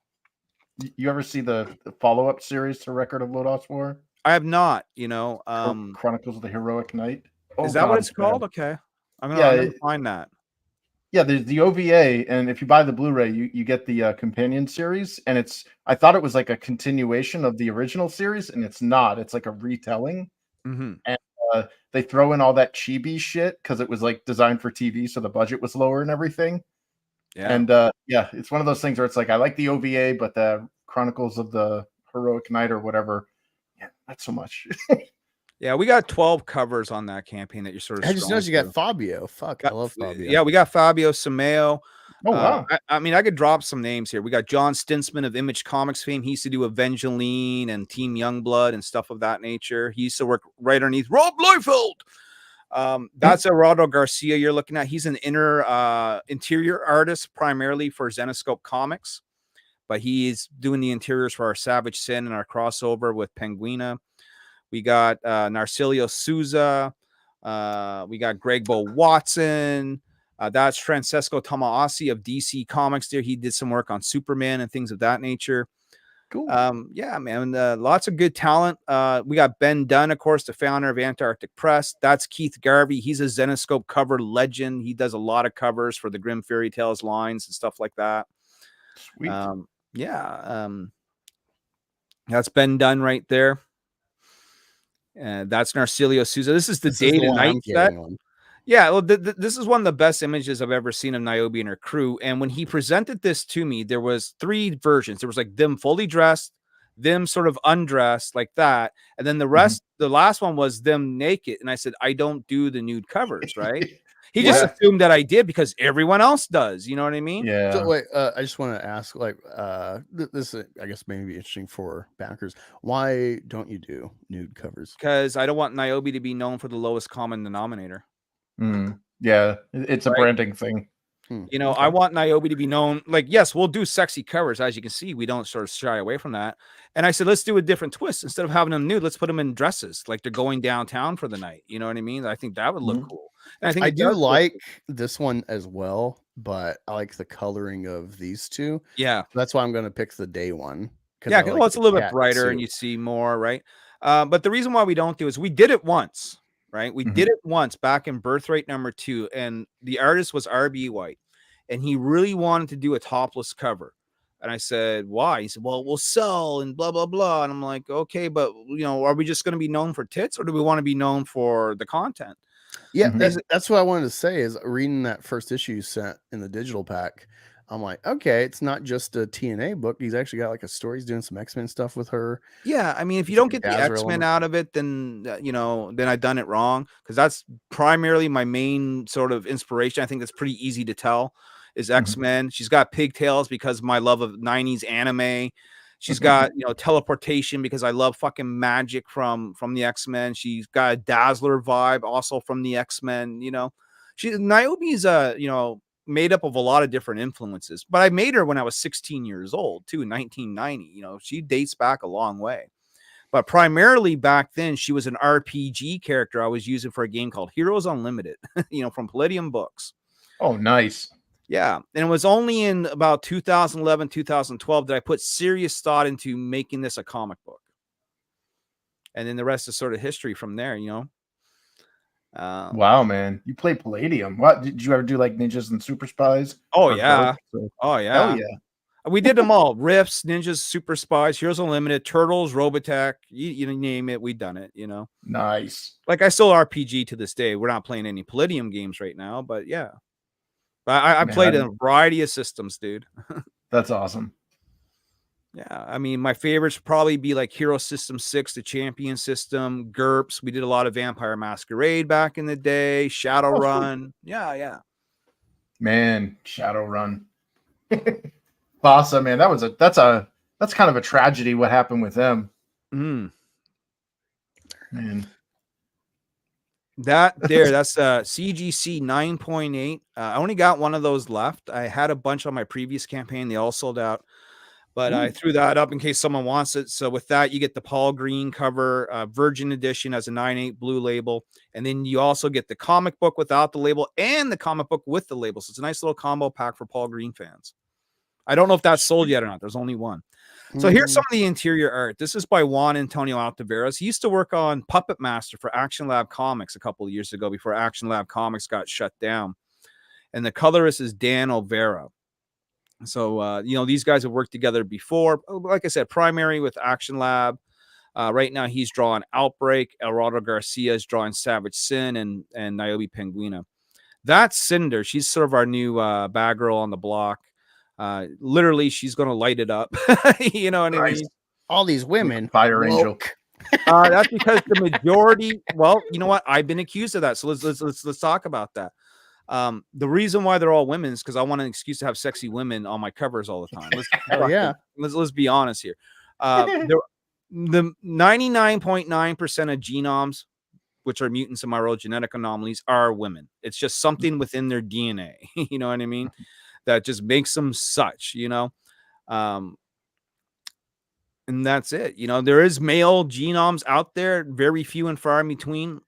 I've already introduced one in the back of Nyobi Origins. If anyone's read that, he's going to show up again in the future. I love this shot here, Cinder, that panel breaking and stuff. Yeah, it's good stuff. Yeah.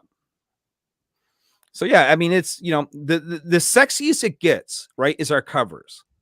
Like when you read through the pages, you don't see Nyobi topless. You don't see her having sex. She doesn't even kiss anyone. You know what I mean? Mm-hmm. Like it's all superhero stuff.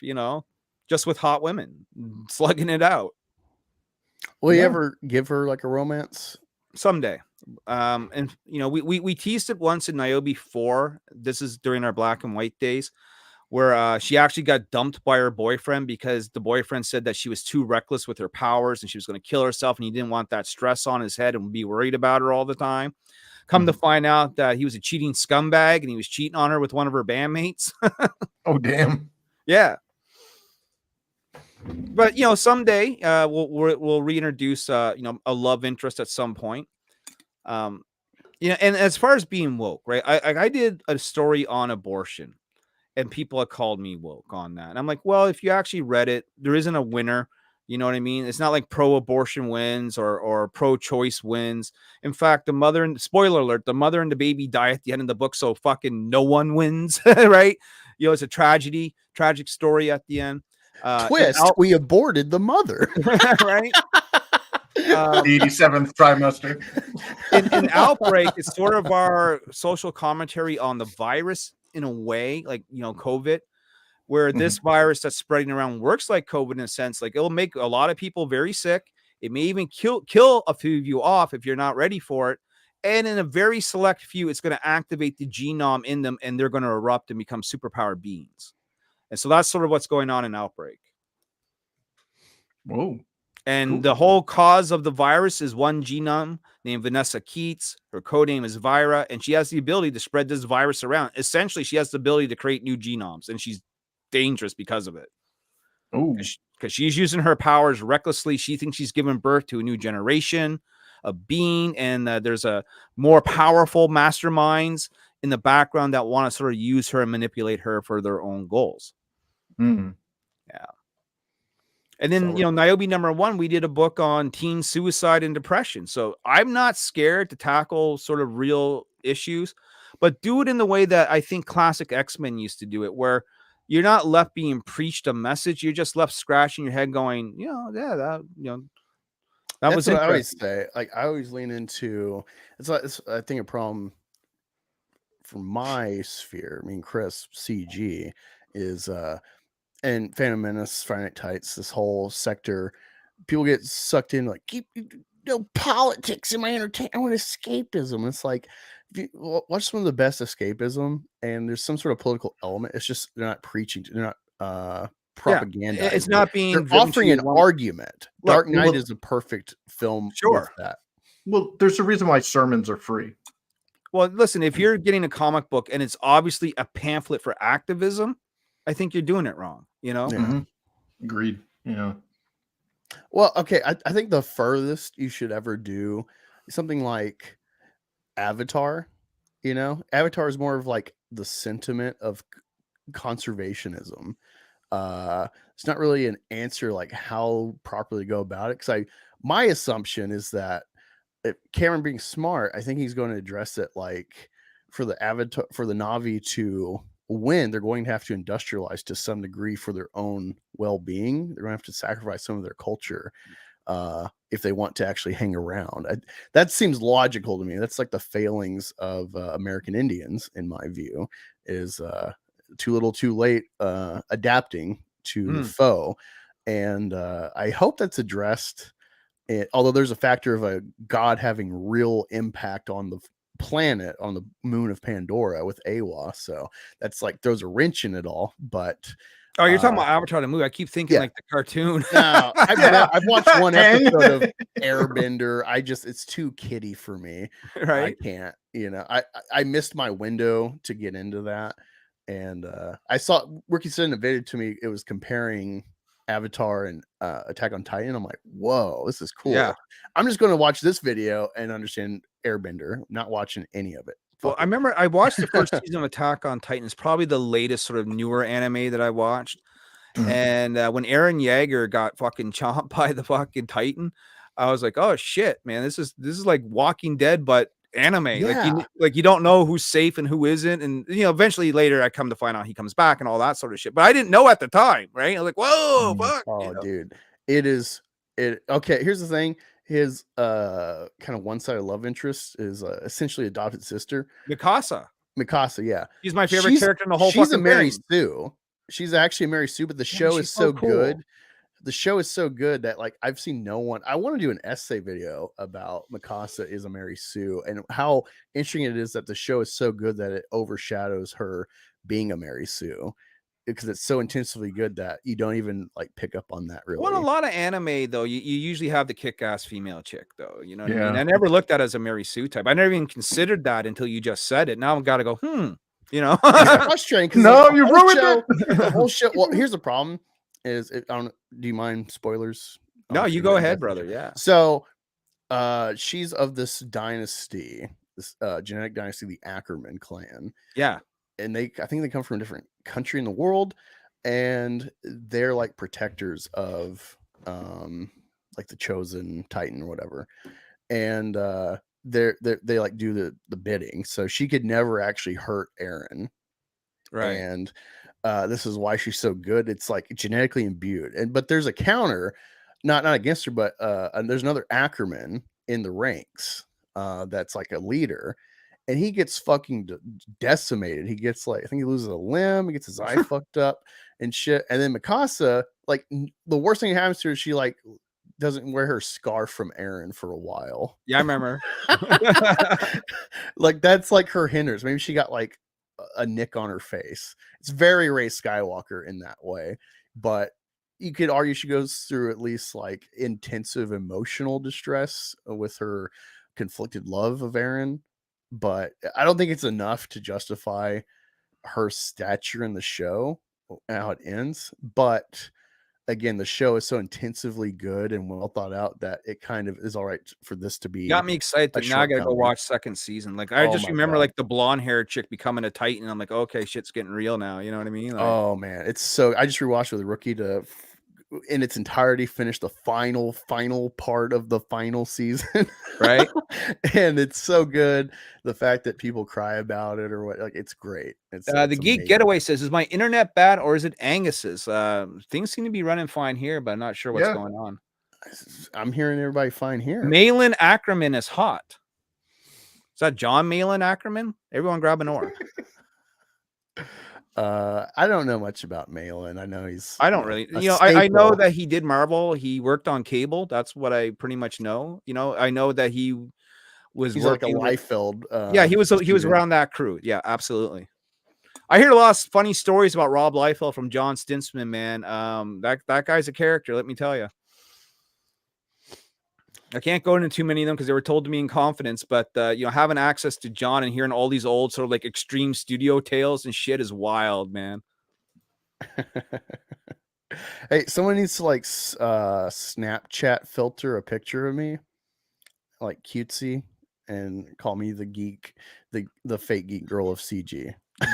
Well, you can. There's that filter where you can turn you into a chick. Well, I like the fact that we're all getting wrestling names now. So, like, if Tony's the chosen one, right? Because that's Jeff Jarrett. I'm a big wrestling fan, by the way. Nice. I got to figure out like who am I? You know what I mean? Darby Allin. Darby Allin. I don't know if I'm that crazy though. Did you see that glass? Like, what the hell, man? Right? I've always been like, a Heart Foundation fan, so maybe nice. you know, like, well, I'm Canadian, so it kind of was in our blood to begin with, but you know, the Influence of Hitman or execution. something, you know. But I was a big fan of Chris Benoit, you know, and not just because they were Dogs in the Canadian, but grass. because they were fucking great wrestlers, you know what I mean, right? Like, Mhm.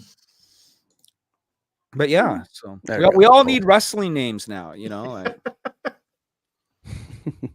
So Angus this the Macho Cinder? Man, fucking. You I'm know? definitely not the Macho Man. I met the Macho Man when I was 12, and me and my buddy were in line. He was at this car show, Speed Sport East, signing autographs, and this is like when he was champion. He was with Elizabeth, the whole nine, right? And I go up there. My buddy has this like old like Pro Illustrated wrestling magazine sort of thing, and he gets Mhm. Macho Man to sign it. And he's like, "Oh yeah, so what's your name?" And he goes, "Mark." "Okay then, Mike, Mitch, Matt." And he says every name with M instead of Mark, right? And then he goes and writes, he signs the thing. He goes, puts to Mike from Macho, and the guy's name is Mark, right? So Mark's walking off with to Mike. What the fuck, right? And I get up to him, and I'm 12, right? Keep in mind, I'm young, I'm impressionable, and I go, "Oh my god, it's the Macho Man!" And I hand him like this black and white photo I have. I'm like, I can't believe it. Without missing a beat, right? Macho Man grabs his shades with one hand, like flick, grabs them, right? Whips them off. His eyes are little and beady, right? And then he stands up and goes, "Oh yeah, neither can I." Fucking classic Macho Man. And then he was going on about how his glasses are X-ray vision and he can see through Elizabeth's dress. Yeah. You know, he was a fucking character, dude.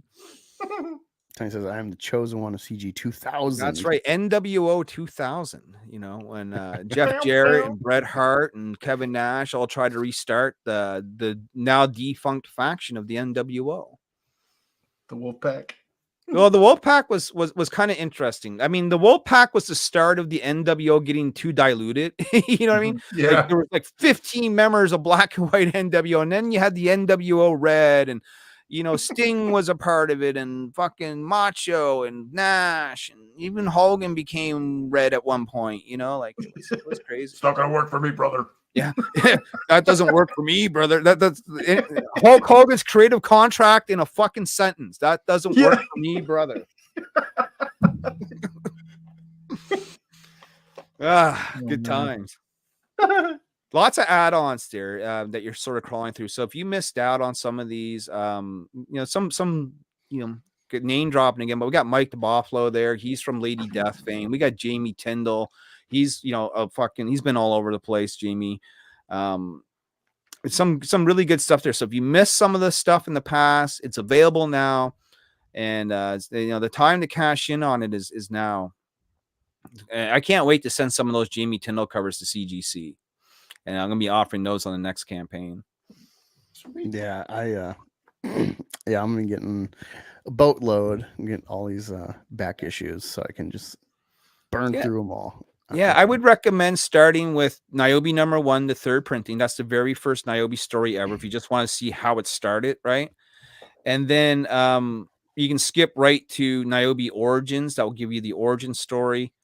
And then you would go to Birthright, because Birthright takes place 7 years after Origins. And then Outbreak sort of takes place right after Birthright. And Nyobi Penguina fits right between in the two. That's our crossover we done with Ben Dunn, because that's canon too. Like he said, "Hey, you want to throw my character in your world and make her canon? Go ahead." So we've gone ahead and done that. You know, where's Penguina from?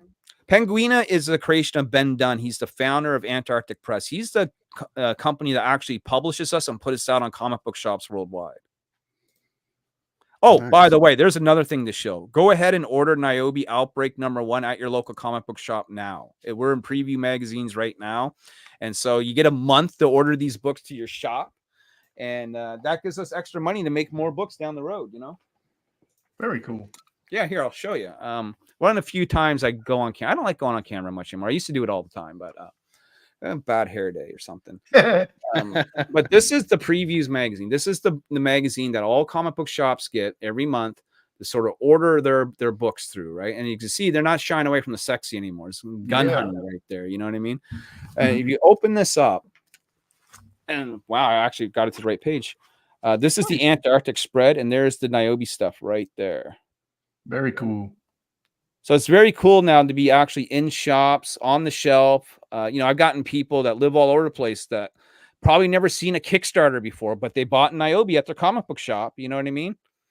So it's kind of cool to I would say the best method to doing this is, do your crowdfunding, get your books out there, and then submit to a publisher and get in shops. I mean, why not? It's extra money, it's extra exposure. You get to be in a cool ass fucking book like this and show it off a bit. It's all good stuff. And you're in stores. That's the one thing I've noticed as like a counter, not necessarily a counter to like CG crowdfunding, whatever. But this idea of just direct to customers, like, right, you're not going to make as much money through a comic store as you would direct. Oh God, no. But there's the benefit of like more eyes on, and then they get into your series. When's the next one? And like you have ads like, oh, the next campaign coming in September. Well, that's the hope that we hope that it brings, right? Is that, I can do like this campaign right now has got what 193, 94 backers. Let's say by the end of it, it does 250 or 60, right? Maybe a little bit more. Let's say 300, Okay, that's cool. 300 people have come and got Nyobi. Well, 2,500 people, or at least 2,500 orders were done for Origins through Diamond Magazine. So 2,500 copies got printed and shipped out to comic book shops. You know what I mean? And for $5 a piece, we're talking regular comic book prices at that point, right? So I'll get the question too. And the question will be, if I can get your book at the local comic book shop, why am I coming to Kickstarter, right? To fund you directly. Well, you're buying from me directly, so you're helping me out directly. 2, you get the book faster, because by the time this makes it to Antarctic Press, it's a year later. You know what I mean? Because they plan a year in advance of all their releases, right? And 3 is that if you want some of the hot, cool variants, they're not going to be with Antarctic. You can only get them, through the Kickstarter. So those would be the incentives. And plus, the book is higher quality. Like the paper is better quality than the store-bought version. The covers of a thicker stock, that sort of stuff. Yeah, I get Kickstarter. Lady Death through the comic store, but I just went on eBay and got some. Don't know where I set them, but I got a couple of the hardcovers of Hell Witch. Oh, dude, man, I was a big supporter of Brian Pulido. Still am, but I haven't backed a Kickstarter in a little while. But like you, I get his book at the comic shop. You know what I mean? Yeah. Yeah, that was like my counter to like someone talking about Eric or whatever. It's like, yeah, it's cool to just sell direct, but like people still like hardcore nerds that get lots of comics, have pull lists. That's still the advantage of the middleman that you're losing a cut to with the comic store is further exposure in the prime facility of comic readers is LCS. This is all like. Anything on the internet is secondary in this sphere after the comic store. That's the value. Beautiful Lady Death. Oh, wow. So Holofoil. This is a holofoil Paul Green cover from the campaign from a few years back. You know what I mean? This is a beautiful, beautiful book, man. God damn. Yeah. That's great. Well, I mean, like, I'll show you around here a little bit. I got 4 long boxes of comics I got to go through right there, okay? I got fucking 6 more that's holding up that TV, okay? It's my fucking TV. And I have to get at those tonight because I have a bunch of comic books over here that need to get shuffled into the main boxes. And then over there is all my crap that's got to go back on the stand when I rebuild it. And those 4 boxes there are all Nyobi books, back stock. Nice. So I always got stuff to do around here. You know what I mean? Oh, I relate, man. I'm a novice reader, mostly. I mean, I did go to the library and I still go to the library and read like collections of stuff that I'm interested in. But yeah, I got so much from just going to like comic stores, the cheap back issue, pull box, whatever. I got a big inventory of stuff I just need to read because I'm like, ooh. Or another thing I do is I'll grab a here's issue 5 that looks hot. It's got a cool cover, and I've never read the character, so that's like my bookmark to when I get to that one. I go online and read it, or go to the library and check it out and read it. And if I really like it, I'll buy it. Like I got Civil War from eBay for like $8. So yeah. Yeah, you can get good deals on eBay, especially if you're good at sniping. You know what I mean? Oh man, I sniped. Yeah, people on my stream last night. Yeah, I was sniping. I got like 4 or 5 things that should be resellable for profit. That's my thing. Like My stuff like you brother see in runs a whole display. eBay That's what I operation, do. man. He runs a whole eBay operation. It's not just geeky stuff. He'll buy all kinds of crap, and it's amazing what he buys for $5 and flips for 100. Like I don't know how the fuck he does it. Nice. You know what I hate though? Whatever wins I have, I kick myself like a year later. Like there's a sideshow statue of the Nun, the like James Wan horror or whatever. Right? It sold for under $200. And I think it's like limited like 500 or less. And I fucking like fell asleep or I got distracted with the show or something. And I'm like, oh yeah, that bid. And it's like, it's over. I'm like, I still kick myself for that. And it's like a year later. That's what I hate the most is it's one thing to like just underbid a little bit and miss out. It's another thing to like fucking just forget the opportunity. Yeah. That's the fun of it though, is always trying to be on your Shifter in the toes. chat says, "Are you still selling cases and slabs?" I got one on the campaign. That's all I got right now for sale. Yeah, let me show you. Forgot your name. I'll have to look at it again. But yeah, for one, was it 66? You get the you'll slabbed. Yeah. Well, the slab is easily $100, $120. You know what I mean? Find it. Yeah. To show him. It costs $40 just to get a book slabbed. You know what I mean? It's not cheap. Yeah. Oof. Yeah, so that is his little package. He's got the virgin slabbed, and the regular Outbreak. Yeah. Yeah, it's a hot cover. I mean, there's a reason why Antarctic wanted to use that. I mean, yeah. When we sold Birthright through Antarctic, we had 2 covers, cover A and the Paul Green cover done by that same artist. Cover A was $4.99. Cover B was $9.99. You would think we would sell more cover A's, right? No. We sold double of the more expensive book. That's how much a cover can sell your book, that people are willing to pay more for it. You know what I mean? And sell it by double. Yeah. And Shifter, I'm not sure if you're new here or not, but I put it on Twitter, 24-hour thing attached to Nyobi's campaign. If you become a cow member on this channel for 99 cents, you're entered in for raffle to win, funded by me, a digital copy of this campaign. Yeah, Shifter's been around for a while. He's a good cat, man. Good to see you, brother. Yeah, so consider becoming a cow member. You can save what, $9 or $7 to get a digital copy of Outbreak 3 by Larry Higgins of Nyobi. You know, we had to raise the price of digital by a couple of dollars. And the reason is just so many people are buying digital now. And someone was making the argument to me that if video games, brand new video games that you buy in the store for like $60, $70, but yet you go to the PlayStation store and they're still the same price. You know what I mean? So the argument has come up, should digital editions be as equal to the same cost of a physical product? No. I don't think so either. Well, that's why we didn't why? Up it too high, but we did up it by a couple of dollars, right? Well, the reason why video games are the same price digitally as they are physically is because Walmart actually threatened when I was in the industry. They basically said, you have to make your games digital and physical need to be parity. Otherwise, people are just going to buy it digitally, and we're going to lose money. We will not carry your product ever again. Yeah, so well, now physical products are being sort of phased out of Walmart anyway, right? Yep. Yeah, now it's one of those I would things say out of the stores, and you have to buy it online if you want it.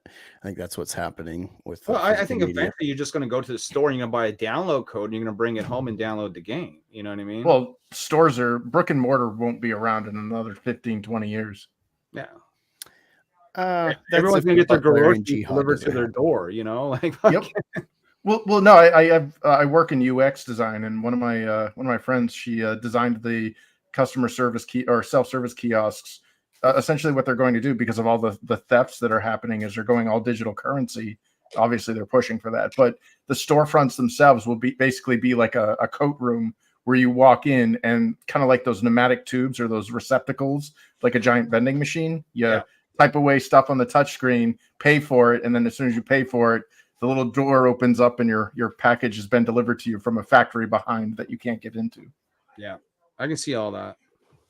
kind of scary, but Well, yeah, there used yeah, to be a it's business like that called Consumers Distributing, and you would like get the consumer's catalog, right? Mhm, And you would mhm. flip through the catalog and you order what you want, and then you would go to the location and they would, get you your items, and then you pay for it then and there. You know what I mean? Yep. It doesn't sound that much different, only it's online, Yep. Yeah, it's and the whole like automation stuff where instead of paying employees, X number of dollars an hour to go babysit a factory or deliver things to customers, there's almost no customer interface anymore that's not just a digital touch screen. Yeah. You got a robot back there that just picks up the stuff after you enter the commands in the touch screen. Yeah, I'll go to McDonald's and they have one of those self-order kiosks, and I go up to the cashier every time. Yeah, I know. Like, I don't even carry around a cell phone on me. I mean, I have one. It's kind of like a paperweight. It's a pay-as-you-go. I'll put some time on it when I need it for security codes and shit. And other than that, I don't really deal with it. Yeah.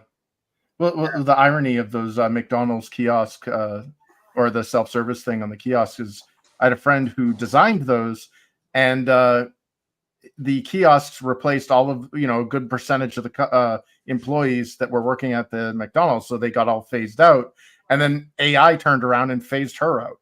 So she basically created her own her own demise essentially in the workforce. Yeah, it's kind of scary how automated everything's going to become really quickly. And it's not even just like, where you buy your food or whatever. It's in the arts, like, big contention right now in the arts is AI, right? Yep. Yeah. Have you seen Sora? Sora? Sora. Sora. It's a they're starting to experiment with movies. So instead of just getting you your AI still images, we're now looking at like 15-second, 30-second clips or even more, eventually feature-length films that are all completely done through text prompts. Yeah, the AI thing, like right now on Facebook comic book, like there's Twitter comic book drama, and then there's Facebook comic book drama. Okay. What's the difference? Well, the difference is different players, right? And Twitter comic book drama, it's mostly CG people and CG adjacent. Okay. On Facebook, it's everyone else. Okay. So mostly like people that do bad girl comics like me, people be like Dan Mendoza was just in drama with a guy named Jason Conley. If you know Dan Mendoza, he does the book called Zombie Tramp. You know what I mean? Mm-hmm. There's Ann Zuel, who just got into a big fucking drama with Pensacon. It's a con in her area that banned her because she called them out for using AI art on their literature when they're a Comic Con. You know what I mean? Mm-hmm. There's lots of different drama in comics. It's not limited to CG or CG adjacent. You know what I mean? Mm-hmm. And the fact of the matter is that drama's been going on for comics since the inception of comics. If you look back at the drama between Stan Lee and Steve Ditko over Spider-Man, if you look at the drama that all the Image founders had between each other during Image in its early days, them poaching each other's artists and stealing ideas and all that sort of stuff, it was rampant, Mm-hmm. Thank God they didn't have the internet at the time because you know what I mean?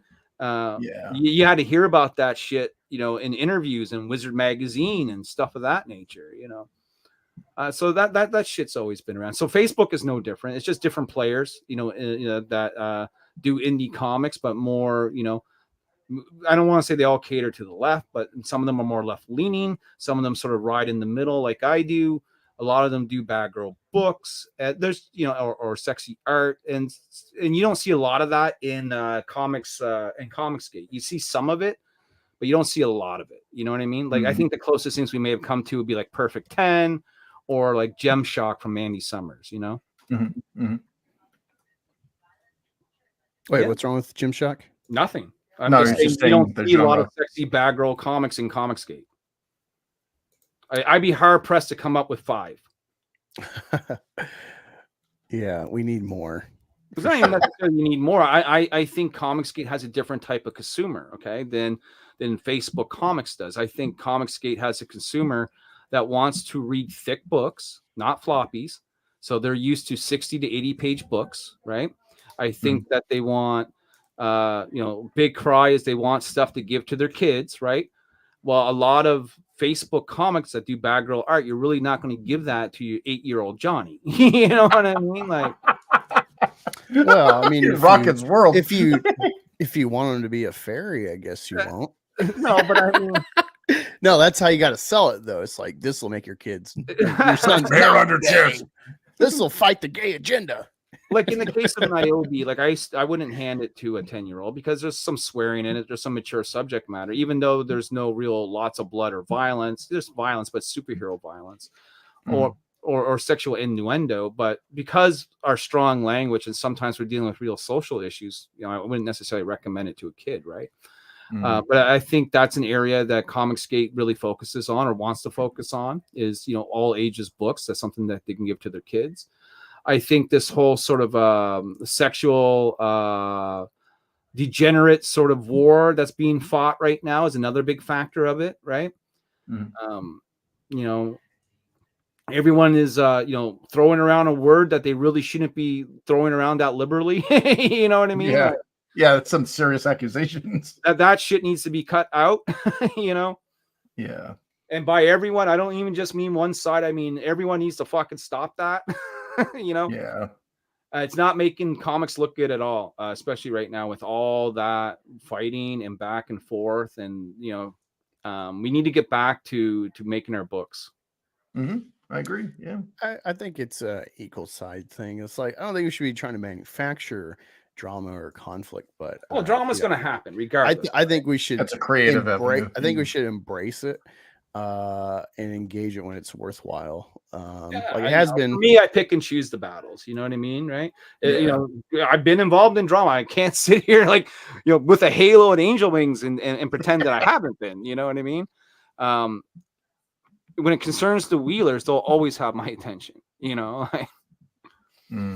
So yeah, I just think I don't know, people want to pussyfoot around, and that doesn't help anything. And it's especially if we're trying to make like, oh, we're mainstream soy based, it's effeminate, blah blah blah. It's like, well, how about we be men over here, And then you get people, it's like, I was gonna back Cyberfrog until I saw the gore, and it's like, what did you not expect that? Like, it's giant wasps that make honey out of people's blood. Like, how do you read comics? Like, just go back to your weirdo church that is afraid of any media, like, I don't know how you're into comics at all. Well, it doesn't matter what you make. There's always going to be someone out there that doesn't like it, right? So yeah. Well, yeah, you can't please everyone.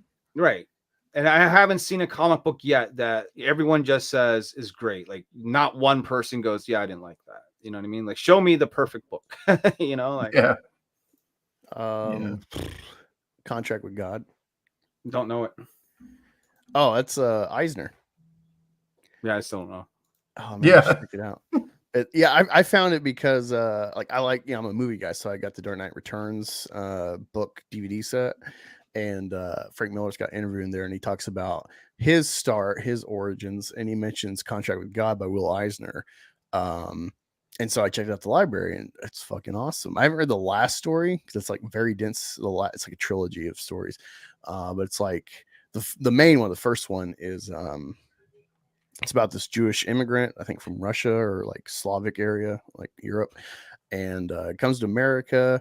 He wants to be a rabbi. He's very devout. He adopts this like abandoned baby girl, and it's his daughter. He loves her, and then she's killed by something like cancer or something, and it like turns the character. He's like, we had a deal, God. We're Jewish. We made contracts. We had a deal, and fuck you. And so he becomes, he gets rid of his Jew beard and stuff. Becomes like a fucking money grubbing businessman. Owns like shitty tenements in New York, and just becomes very secular, very contrary to who he was. Out of like this. But you follow a certain path for so long and then you get betrayed, that's probably going to have an effect on you, right? Yeah. And what's interesting is like the story of that book was interesting because the bookshop keepers, this wasn't like graphic novels weren't like common to just put in stores. And this book is like, I don't know if they just, a lot of places like leave it in the box. They don't know where to put it. Like, I don't know if I'm supposed to put this in like comics or supposed to put this in like children's because it's drawings, but it's religious. So I put in philosophy, I put in religion. They didn't know where to put it. It's such a confused like pitch of like, what is the genre?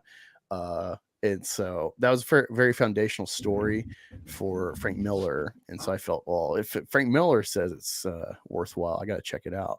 And man, it is really good. Frank Miller's one of those OG legends, right? Yeah. He really revitalized shit, Daredevil, Ronin, Dark Knight Returns, of course. All the Some above, Wolverine. Sin City. I like the movie. I have not invested in reading Sin City yet. I need to. It's on my ever growing list. If I gotta read that.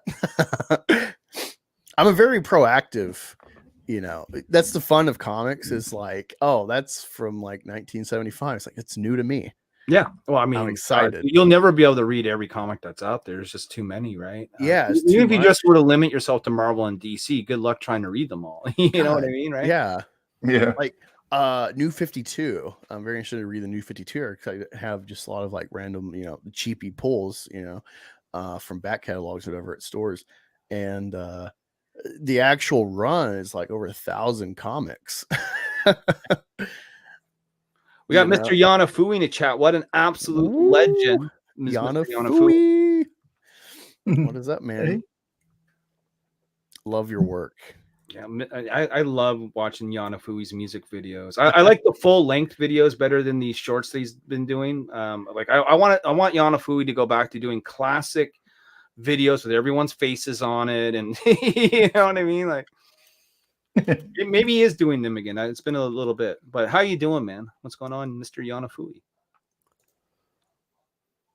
So what do you guys got going on, man? Chris, like, tell me about what you got rocking, bro. Sure. Yeah, I have the Infinitale Chronicles fantasy comic series. I started back in 2020. We crowdfunded, got the book on Amazon, and I'm now working on part 2, bigger book. We're doing some experimentation. I'm even releasing a manga version, trying to keep the production costs down so I can actually do I hate using the word, but a cheaper version of the book so that it's more accessible to people, especially in our economy. Yeah, if I can keep it around $5, to me, that's the magic price point. I'm trying to keep it down that low. If I can't, I can't, but that's my target. Is that $5 for digital or physical copy? For the manga edition, the physical, it'll be black and white, 165 pages. Damn, for $5, shit. Yep. I worry when I hear stuff like that because I know how much shit costs to print. Yeah. I've been pricing out. It sucks because I've been pricing out various books, and I found that about 6 months ago, I could have easily hit that target of 164 whatever page book, black and white, for under $5. I could probably make a little bit of profit here and there, but a little bit of a narrow margin, but at least I can make profit. And now, as the cost of everything keeps going up and my paycheck isn't, it's becoming more and more difficult to reach that target. So fingers crossed I can find something. But at the same time, I'm kind of looking at it from some surveys that I had sent out after the campaign for book 1, where I found that the median age of most of the backers was somewhere in the high 40s, low 50s. And I wondered how I could target more of the 20-something demographic. Started talking to my nephew and a couple of his friends and realized that the weebs, the 20-somethings and late teens, like manga. And, I lived in Japan. I can speak Japanese. I figured, okay, what the hell? So I did some research with some manga, picked up the entire Vinland Saga, read through it all, and went, yeah, I can do this. Ooh, and started. That's a good show so far. Yeah. Oh, yeah. It's great. It's brutal. It's dreary, but it's still great. So I'm hoping to be able to do that with my second campaign. And actually, the second campaign is actually an experiment because, like in World War II, we had the superior German Panzer tanks that were just vastly technologically superior to the Americans. But at the same time, the Americans had the Sherman tanks, and they could shit those things out through attrition, and that's how they won the war. So I'm wondering if that's probably why manga has taken our lunch here in the West with the younger demographics. So again, that's the experiment. Is I'll put out the boutique white glove treatment, but I'll also launch the newsprint or lesser quality paper, black and white line art stuff, and see which one sells. You mentioned, that you're on Amazon. How's that been treating you? I wouldn't say it's been the Is that greatest. something you would recommend that I do? Like, I've had people say, like, you ever considered Amazon? I'm like, oh, I never really considered it, but I know I've heard people going there, but I don't know like how well comics sell there. Yeah, it's really difficult because it's success begets success. If you don't have any momentum going into Amazon, it'll die on the vine. So you kind of have to have an install base beforehand, which seems really weird. It's kind of like, the chicken or the egg kind of thing. But I found that like I was able to get almost 200 sales off of Amazon since I put it on there. But there are books that I've seen that like instantly just pop in and they obliterate my sales. Right. So yeah, I got the Amazon copy. Sweet. Hell yeah. Well, man, no, I need to reread it because I need to review it. I legitimately really like it. Nice. I think I put a post out like last year or the year before. I'm like, hey, what should I get? And then Chris put his thing out. I'm like, what the hell? I mean, on Amazon, it's $8. I got Amazon Prime. It's not a big deal. And didn't know what to expect. Never really heard of it.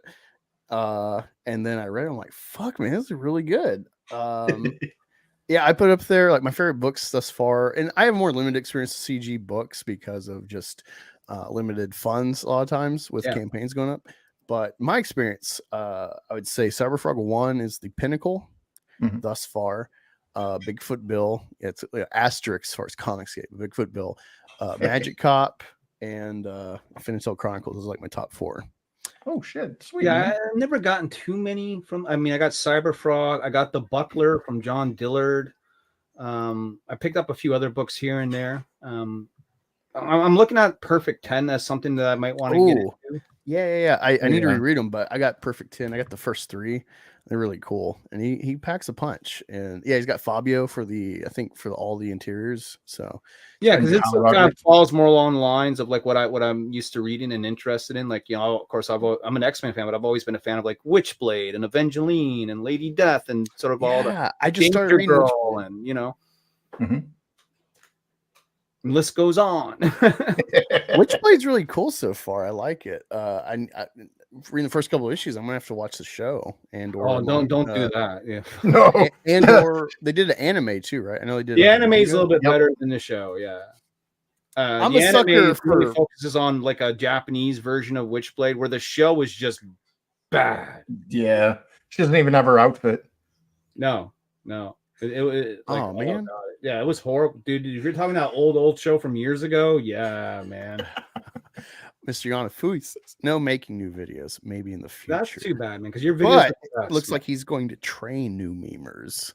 Oh, there you go. They will learn the way of the meme. He's going to have like a flock of he's going to start his own Yanafui's minions, you know what I mean, right? His own meme dojo. The school of Yanafui, It's like you have completed your training when you grab this meme from my hand. Right? Your journey is done when EVS plays your video meme on his opening, Yeah. Then you can say you made it, son. Oh man. That's the other thing too. Say one about EVS, but he brings other people up with him. Uninitiated, I would say. Like he's got an eye. He sees interesting creatives, and he brings them along for the ride. So, say what you want. He used to do more sort of spotlighting creators. He got burned a few times doing that. Like people promoting books on the show, and they wouldn't fulfill, or they would take forever. Or somehow they're not really team players either. It's like, I win, and then what are you doing for anybody else? I mean, the whole thing with Preston at the beginning was, he got all mad at Ethan because Ethan wouldn't let him on the show. You know what I mean, right? Yeah, that's like when I started streaming, I was interested. I had him on, and it's like that just always remember like, what is your problem with EVS? What is wrong with what? And then you see where it blew up to, and it's like, a lot of people who initially got into comics, especially during the 18, 19, 2020 era, all really thought that if they just became members, that EVS would put them on their show, and they were all going to get this big push. And when that didn't happen, a lot of them got pissed. You know what I mean? That's what's going on with Lunga. But that's entitlement, though. It's like who shows did EVS get put on? Like, Right. you know, the guy doesn't owe you to like go on a show. I mean, it's not like he's actively thwarting your campaign. You know, No, I mean, that's what you could get bitchy about. But yeah, Yeah, and sometimes take he just from me, organically I've sees never stuff. asked, you know, or you know, to be on his show. I was on it. I was on it twice, but it's only because he had Nice. thrown out an open link and I jumped in there. But you know, outside of that, you know, never really asked anybody for anything. You know, since 2014, been kind of doing this on my own. And you know, while we're not raking in millions of dollars, you know, we are out there, we are published, we're in shops. So I say, you know, we're doing okay. You know, yeah, man. Yeah, What would you need to, like, I'm not sure what you do. I know I've heard you on stream talking about being like part-time to supplement in between campaigns, or but like Sure. what would it take for you to just like, this is job, this is prime job? 30 Canadian a campaign, Okay. And how many campaigns a year? 3 or 4. So you guys say, like, you generally, you know, you keep about 50 to 40% of what you take in, right? Mhm.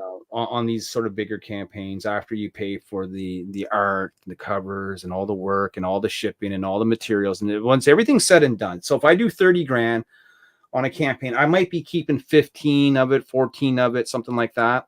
And if I can do that 3 times a year, let's say it's 15, and I can do that 3 times a year, well, that's $45,000, right? That's not a lot of money, but considering that my last full-time job was only paying me $25,000 a year, and I got by with that, and you know, if I can pull off 3 campaigns at $30,000 a year, that would be enough for me to go, you know what, I can do this full time. I don't have to worry about it, as long as it was consistently, right?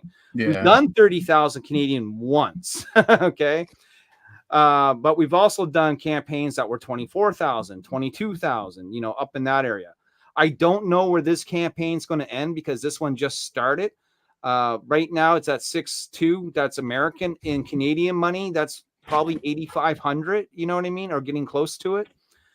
And so, you know, we're on our way to 10,000 Canadian. If I could do that again, you know what I mean? It'll be enough to sort of pay for itself and give me some bonus money at the end. But I think, you know, Chris, I mentioned just how rough the economy is going. When we did our $30,000 campaign, that's when everything was still, everyone was spending fucking COVID money, you know, and people were at home and they weren't out, and you know what I mean? And crowdfunding was on fire, and it was, you know, everyone was into it. Now, fast forward to 2024, the economy's still not rebound. And I think people are a little bit more guarded when it comes to backing crowdfunded books because they are kind of expensive. It's like a boutique item at this point, as opposed to what Meth Gator was saying, Angus here, about going to the comic shop and, you know, going through the dollar bins and taking $20 and walking out with an armful of books. You know, it's a rough road if you're being an independent comic book creator right now and you're trying to get out there, right? My advantage is I've been around for 10 years. So Nyobi's sort of already made its mark on Kickstarter. People sort of know what it is when they come there. But if you're a brand new guy starting out, man, I think it's a rough road. But hats off to you for the passion in doing it, you know? Yeah. Yeah. No, I'm very well aware of the uphill battle. And that's still not even actually dipping my toes in it fully at this point. You know, that's my, like I was saying yesterday, I had a post like a couple months ago against the Ripetard. I was kind of joking with Don't you love those? With Blues Brothers gif from like, I'm on a mission from who God. Is Sturgy? You know what I mean? Like, it's like, I'm God, on a mission I love from ripping God. into that fat fuck. Nothing but, you know, Sturgy. God damn it! Please do another video on me. You know, I need something to laugh at. Okay, bro. I'm gonna look at what he's talking about. Oh, right now he's talking about Yaira. So there's a topic. It's going to be Yaira winter, right, folks? Barely for a week. Now, I've never bought an Eric July book, full disclosure. You know, I looked at the campaign. It was like $35 for a book, and it was something like 20 or $25 to ship it to Canada. So, like, by the time it's all said and done, you mean this thing's going to cost me like $60 American, which is going to be like $80 Canadian. I'm like, fuck that. That's why you go on eBay, my friend. Now, I'm a day one backer from here on out until Eric closes shop from failure to be able to afford his employees. But yeah, man, he's entertained me. I got Dick Masterson inspired me to actually read it. and I beat Rookie who Who's owned it. blocked? Someone says they're blocked on Twitter. I'll go What's fix your that Twitter? now. What's your Twitter handle, SummerSwan? I mean, I don't block too many people, so did we really get into a fight or something, or what happened there? Damn. Yeah, put your at Now Twitter I have to go see how to unblock someone. and he can rectify that. Yeah. Unblock. And I don't use a blockchain or anything, so I don't, it would not have been that. So you got an organic block, SummerSwan. Yeah, it's just a manual block.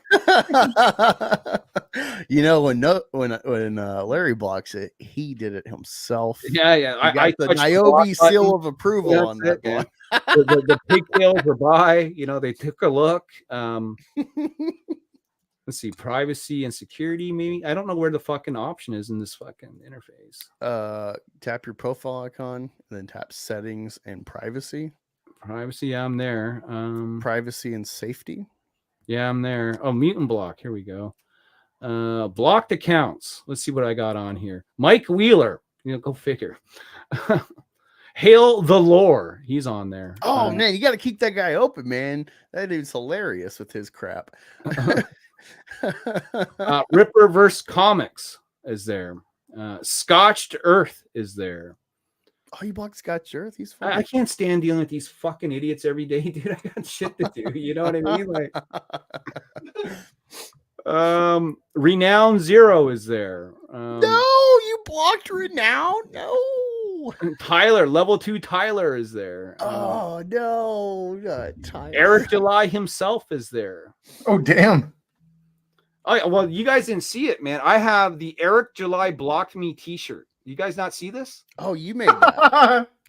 I didn't make it. My sponsor made it. Crooked Painter made it, and he sent it to me because we had a laugh. I'm like, yeah, Eric July blocked me. Wouldn't it be cool to have like an Eric July blocked me t-shirt? He goes, well, I'll make it for you. Fuck, all right, sweet. Make me a shirt, bro. And yeah, he went ahead and made me a shirt. I don't have it out. It's fucking probably in the wash right now, but I can show you a picture of it. It's wild, man. I said, Crooked Painter, you can make a fortune just by like selling these like Comic Gate fucking meme shit. Everyone fucking buy these things up, you know what I mean? But yeah, here it is. I'm gonna screen share the Eric July blocked me t-shirt. There we go. It's real. Oh damn. We're gonna do some business now, Eric, or what? You should wear that and go to his next con appearance. Oh fuck. Well, yeah. I totally would have the balls to do that. I mean, that's like not wear a jacket, have it zipped up, and then when you take a picture, take off your jacket. And so he's already hooked into. But I'm like in fuck nowhere, Canada, so it's gonna be a while before I get to go anywhere. But no, 1 second. Yeah, I'm up here in the Great White North where we got beavers and igloos, and I make my shoes out of like fur and moccasins. You know what I mean? We got plenty of Timmys. We got plenty of Timmys, eh? You guys know what Timmys is. See, that's we'll be hanging out there after some Degrassi. Degrassi Junior High, bro. Are you from Canada? Because not many people know what that is. But no, Larry, you need to get these books, man. Oh, I don't know. They're well Do worth I? it. They are, legitimately for the laugh, they are worth it. It's funny too. Like I did my watching EVS's review stream, and it's great because like it's great to see a comic pro tear these books apart, and then I am still able to add even more context. So like, no, here's other reasons why it sucks. That EVS just didn't have the foresight, or he had to skip a page, didn't cover it. These are great manuals in how to not write. Eric's offered things in these books that I never thought of to like not do. Where it's like, gee, this guy does not understand comics. Like why they. Here's my thing. One of my insights is that even something like the Punisher, Batman, both those are very adult concepts, but kids see those and they want to be like, they just see Punisher with a skull on his shirt or his armor and guns. Kid wants to be that. Kid wants to be Batman with his cool car. He has his sidekick friends and Batgirl and Robin. He's got Alfred in the Batcave. You need to have a child appeal to your character. that seems to, for superheroes, that seems to be an intrinsic part when you deconstruct a character, is like there's a child appeal to it. Now you can't make adult characters where, like, I don't think a kid would read Sunstone and be like, I want to be those two women. Like, it's a very adult story and context, but generally speaking, for making superheroes, I think you have to appeal to the child's sentiment of, when I was a kid, I loved episode 1. I still do, more so now, but What, Darth Phantom Maul. Mantis? Yeah, Darth Maul, just Wow. seeing that, I'm like, I want that. Philistine! I want to be that. Let's put it this way. Good thing there wasn't social media around for me when that came out. Yeah. I'm a Star Wars fan because of the prequels. And even though I was invested in it, couldn't wait to get the VHS to finally watch it at home, etc.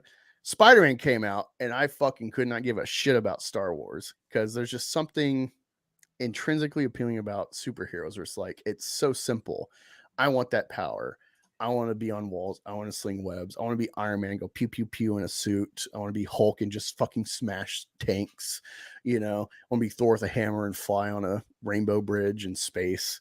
There's something so subtle and basic and carnal to superheroes that, if you don't have the kid appeal, it doesn't matter how actually gritty and tense the story is. You got to have that. We got to have that sense of fantasy and adventure. Why was He-Man so popular back in the day? Because it was every boy's power fantasy to, be, this sort of goofy kid, but raise the sword, and all of a sudden you're like this kick-ass barbarian looking, macho dude. You know what I mean? Right?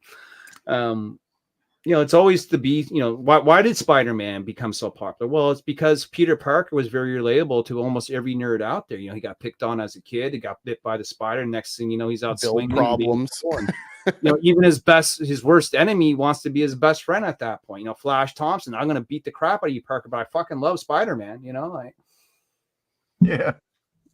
Yeah. Summer Swan says it looks like she got caught in the crossfire with Scotch Earth. She's a she? I didn't even know that. Just let me know what your Twitter handle is, because I'm going through my block list and I don't see anything that says Summer anything. So I don't know who you are on Twitter. Yeah, what's your Twitter handle? Put that in the chat and he can unblock you.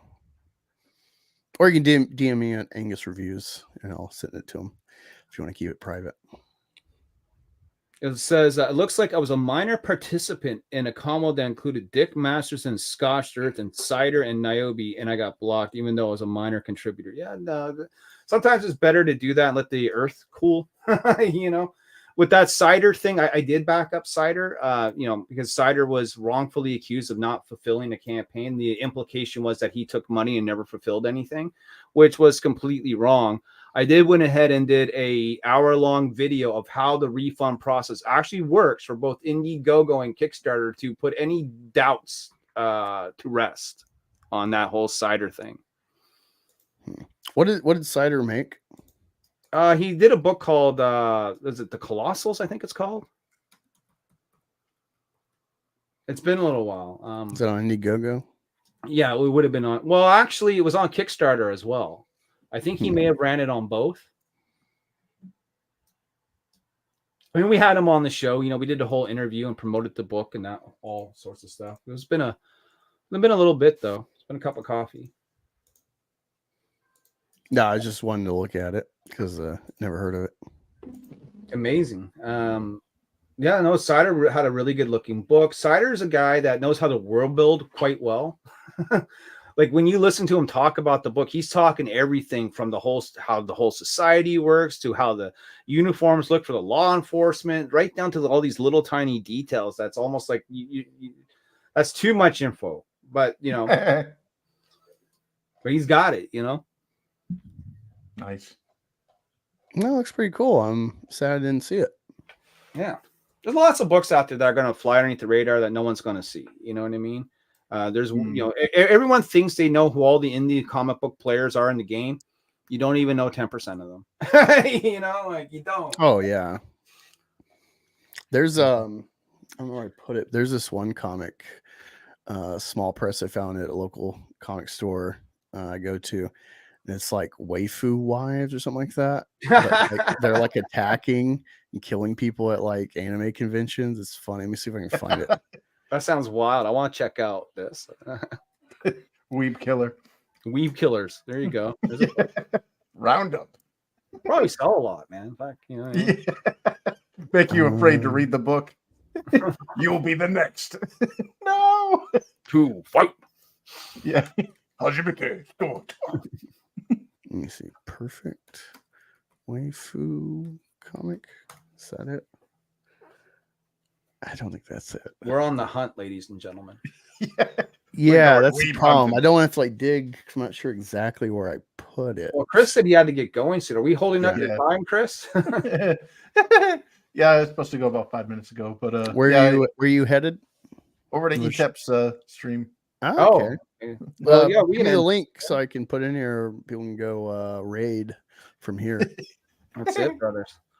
I kind of like the, you know, how everyone sort of daisy chains their streams together, so it always gives me something to watch. You know what I mean? Like, Let me see.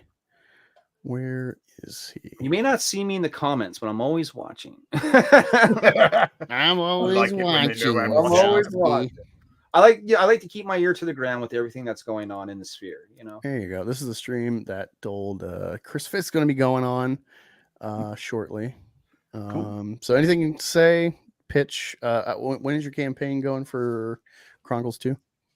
Well, I'm hoping to have everything ready to, or I should start the sign up probably July or August, and then from there, depending on how well the convention goes. Do it in July. Yeah. Which convention And- are you going to? No reason. Granite State Comic-Con will be my first convention. Oh, up dude, here you're in gonna New have a Hampshire. blast. Look, conventions are the lifeblood of what it is that we do. When you're there and you got your table and you got people coming up and they're flipping through your books and you're talking shop and you're talking comics, you see all the cosplayers walk by. You know, you go around, you walk Artist Alley, you're checking out all the cool art and meeting other creators. It is fucking fun as shit. Oh, you're Melissa. Okay, you're Joy Baker. Okay, that's Oh, her yeah. handle. All right, well, I'll go find this. Joy Bake. All right, let me see if I can find you, Joy. Yeah, but cons are the great. I got kicked out of a con, and I got not kicked out. I got banned. Oh Banned. no! Was it Mark Wade? No, but it was something equally as stupid. I Do we- spoke up for Vic Mignonia at a convention that I was at once, and a Mhm. bunch of Spurgs went and ratted me out to another con, my local con here where I live, and they just flat out banned me. There's a whole banning in the comics article about it, actually, man. Fuck. Wow. And that's how big I was. Most hated man in comic books for about 3 days because of that. Damn, that's almost an achievement. Oh yeah, dude. Like That's a fuck. You bullet search point. my name and bounding in the comics, Nyobi ban in a Google search is gonna be the first thing that comes up, man. Holy crap!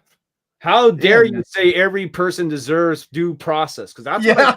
I said. And I got vilified like there was no tomorrow.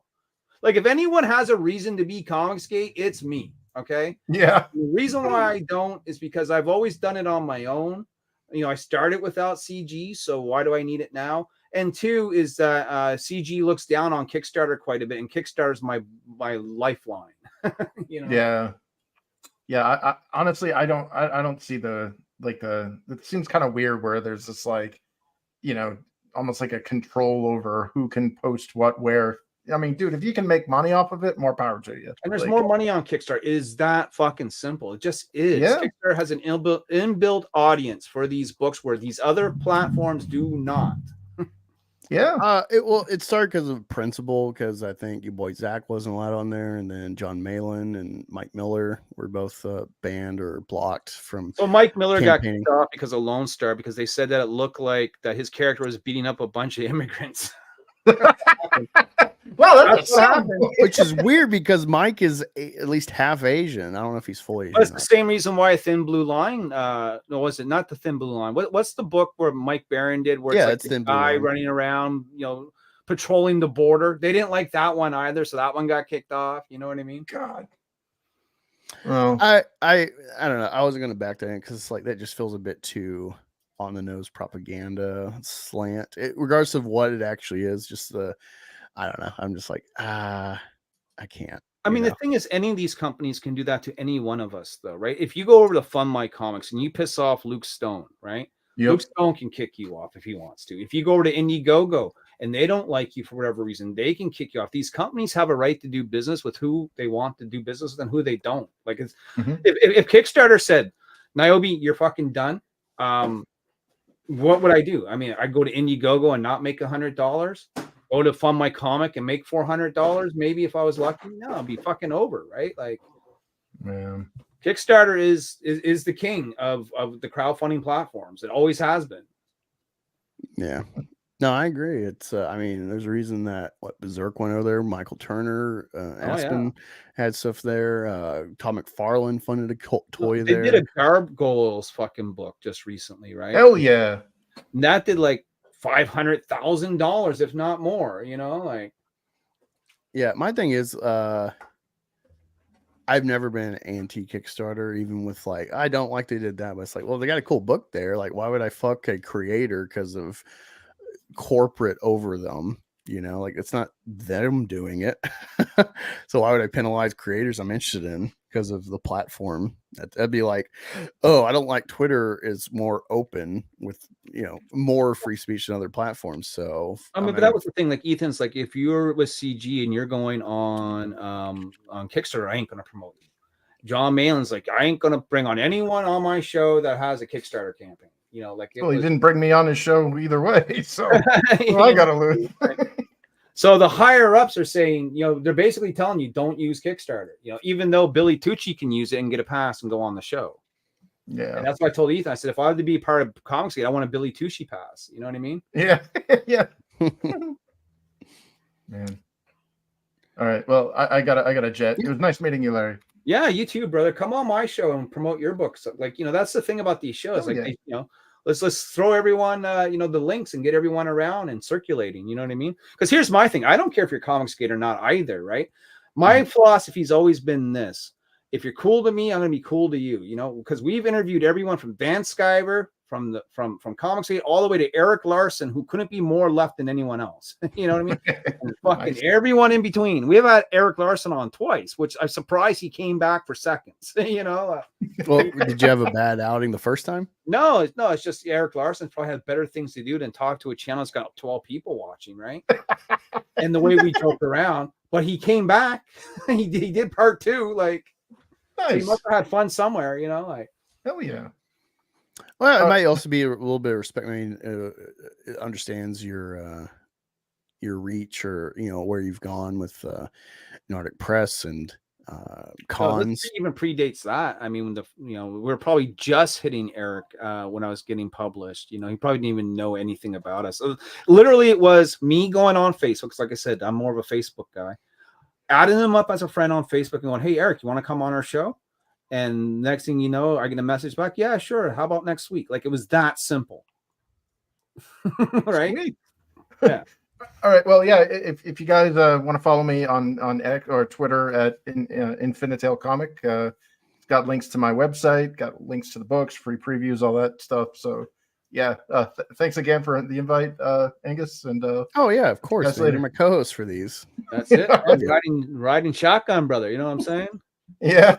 All right. Have a good one, guys. You Good too, night. brother. Cheers. Yeah, that's what I meant to say about his book is like. Excuse me. I read the book and I hit him up. I'm like, fuck, man. I started talking to him in private, and then I'm like, oh man, I really like it. So I was like, hey, you want to be my co-host when I promote people? And it's great too. Like, I had Rob Hunter on, and I just hit him up because I saw his campaign. I had no idea he was a Comicsgate King panelist. I'm like, oh shit, this is cool. No idea his reach or his history. Just like, yeah, I don't know. I just try to be organic and genuine. So it's You worked see out. Mr. Yanafui's Twitter post? He tagged us both. It's Angus Review and Nyobi Comics. And it says, "Get ready, little grasshopper." Oh, what? Yeah. Let me see this. Okay. Nice. Mr. Yanafu's watching. Must be doing something right. So He's a legend, bro. Yeah, He's like, I'm like, Yana Fui, I want to be in one of your music videos. He's like, well, usually that's not a good thing. You know what I mean? But like, fuck, man, you'd be honored forever in one of those, like, man. Jesus, He did steal my cat, though. He stole Snowball from me in one of his videos. One of the videos he did on Lean, man. There's another character, Lean. Fuck. Yeah, he's back on the scene. Yeah. I was like, I kind of forgot about him because he just like disappeared, and I, don't follow his drama intensively, so I'm like, what the hell happened? And then here I can sum up Liam's drama for you in 2 words, okay? Fuck that bar. That's the Liam drama right now. I sent really mean things to Matt Barr, and he's never blocked, which is pretty surprising because I think he's soft. Well, you've been unblocked now. Now that I had your Twitter handle, I have found you. I have lit you out of the cage. You were good to go. Yeah, I for my dealings with Matt Barr, I do not like him. Seems like a whiny bitch. I never had any dealings with him at all. I've never been on stream with him. I never exchanged words with him. I haven't even seen much of his art. I mean, what I have seen is what's been really floating around for the last few weeks. I think, if I'm to be honest with this, I think he's overreacting to the Riley stuff, right? A little, You're just feeding him. Riley gonna come out on a fucking video, shopping around Walmart for toys, saying he's gonna rape Nyobi, right? You really think I'm going to like flip my lid on that? No, I mean, you diffuse that. You share the video and you go, haha. No, not only that, or you make your own video. You know what I mean? Where like you could be like a battle rap. You know what I mean? Yeah. Like, okay, sure. Like wrestlers trading. Like usual internet warfare, I guess, right? But I mean, I wouldn't be like fucking too worried about Riley showing up at my house. And if he did show up at my house, let's do the gag and then come on in and have a beer. You know what I mean? Like, yeah, no, Riley's, from my experience, he's a funny guy. He's just provocateur. You give him something, he's going to lean into it for the furtherance of eyesight on his channel. Well, it's like I told Tyler, Tyler Carpenter. I don't know if you know him, but Draw and Talk. And yeah. Riley was ragging on him for a bit, level 2 Tyler. And Tyler was getting worried about it. Tyler, in fact, hid in all his videos. He took his, YouTube presence down for a bit. And I told Tyler, I said, that's what he wants you to do, though, right? I said, the more you play into it, the more you sell the joke, the more the joke is going to happen. It's like, like if you sell the rib in wrestling, okay, in the world of wrestling, if a wrestler pranks you in the back, right, they shit in your bag or something, or they put locks on all your bags and you can unlock your shit because that's the type of stuff that they do. If you go ahead and throw a fit, you are selling the rib, which means you're playing into the reaction that they want. You don't ever sell the rib. Okay, that's rule number 1. Yeah, someone's got a joke on you, you just like accept and be like, ha ha ha, you got me. It's like if Eric's just like, ha, you silly detractors. Yes, I do mention my warehouse quite often. Haha, you got me. Like that would be it. We'd have nothing. And if you just like, oh man, you see, I'm not an artist. I didn't realize this is clip art. We'll be moving differently going forward. We're all moving differently. That's what instead of lying on the African American Conservative channel, and then not even a week later put out a video. Whatever, he's got 3D assets. I wish he didn't do so much, but whatever. I want a T-shirt that says hashtag I'm moving differently. Oh, dude, I'm so excited. I don't know if you saw us. Let me see if I think I saved it. Let me look on my phone. Let's go to my Twitter file. Where is it? Okay. From the Twitter files, like Elon Musk, man. That's like the main, like half of my photos on my phone are just from in like the Twitter album. So I can't help it. No, it might be a screenshot actually from Rookie that I saved. Where's my screenshots? Come on. I too have a Twitter file. It's mostly Mike Wheeler's. Okay. Eric says, you obviously know about the upcoming Yaira 1, Gooding, Horseman, and Ison 3. Damn, I said Horseman properly. Horseman! There are 3 other books that are currently in production we haven't even announced. We also have something really special dropping with Yaira 1. We're not playing around. Yeah. I can't wait. God. Yeah, it's like... Well, let me ask you this. What's your prediction on Yaira 1? What do you think it's going to hit? I've been saying 1.5 mil. Okay. But with him prefacing, oh, it doesn't have to hit 1 million to be successful. Like that's his pitch, prefacing, probably won't make 1 million this time. That means he's probably already got some inside info that's not going to hit that high. Yeah. And so I'm Maybe like, some market wow. research they're doing or whatever, right? So he's already that sounds like he's already preparing for it not to be 1 million. And if it is 1 million, then he's got bragging rights, sort of thing. You know what I mean? Yeah. I just now look, all those number ones are failing. I'll tell you why. When ISOM 1 came out, it was 3.2 million, something like that, right? Now, when ISOM 2 came out, obviously it's not going to sell as well as number 1. No book does, okay? The problem is he came out with Alpha Core number 1, not only did 1 million and change. Yeah, well, And he that's undercut number himself by one. introducing Yair and Alpha Core in ISOM 1, so they don't have the They're still number speculator 1. appeal. No, the speculator appeal still comes in being the first issue. Some people love, you know why Brian Pulido, every campaign he does, it's a number 1? Have you ever noticed that? Yeah, it's 1 or 2. Yeah. No. And when you buy it in the comic shop, it's 1 or 2.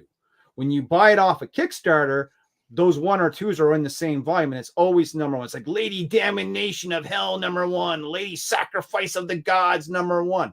They're all number 1s because all number 1s sell better than any other number in comic book history.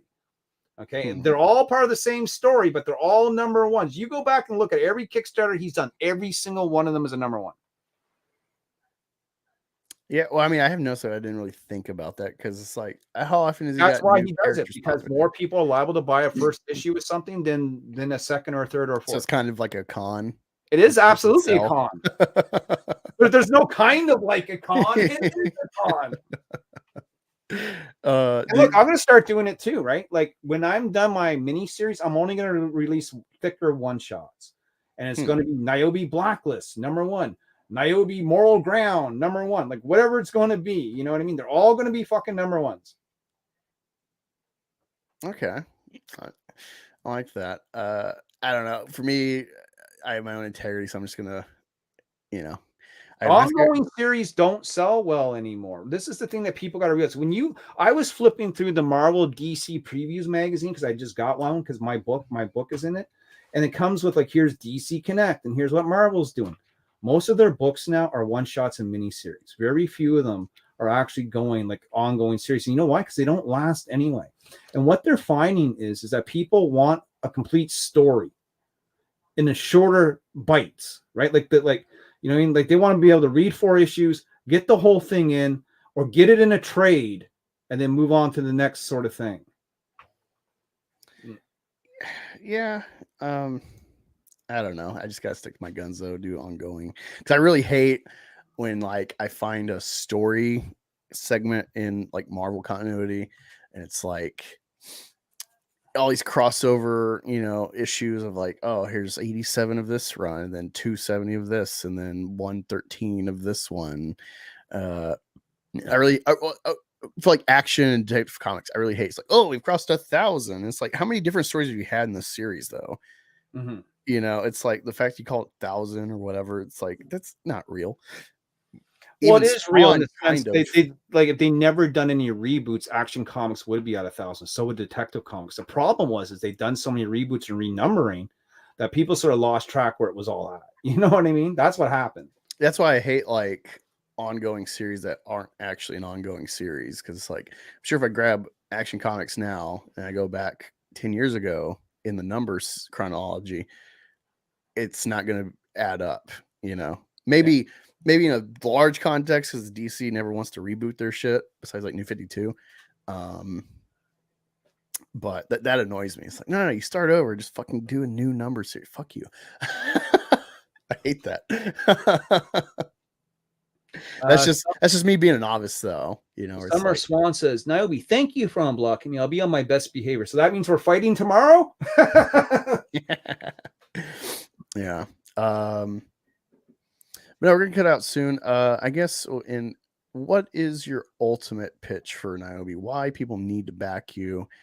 Aside from like you want to make this just monetary success and possibly, well, look, not have to work outside of comics, but look, if you like a little eye candy in your covers, that's a reason right there. But more importantly, if you like sort of the X-Men, but you're missing the X-Men right now because the X-Men kind of bite right now, Nyobi might be that reminder of old school X-Men, and that's why you should check it out. And on top of that, you know, you heard the conversations. I don't shy away from big issues like COVID or abortion or teen suicide or some of the other things that we may have crossed into. You know, when I do Nyobi Blacklist, which is going to be the next project, it's literally going to be about being blacklisted from society, you know, and it's, you know, it's going to be my take on being canceled and things of that nature, you know, how cancel culture has run rampant and, you know, how it's fucked up people in more ways than one, not only reputation wise, but monetarily and all that sorts of stuff.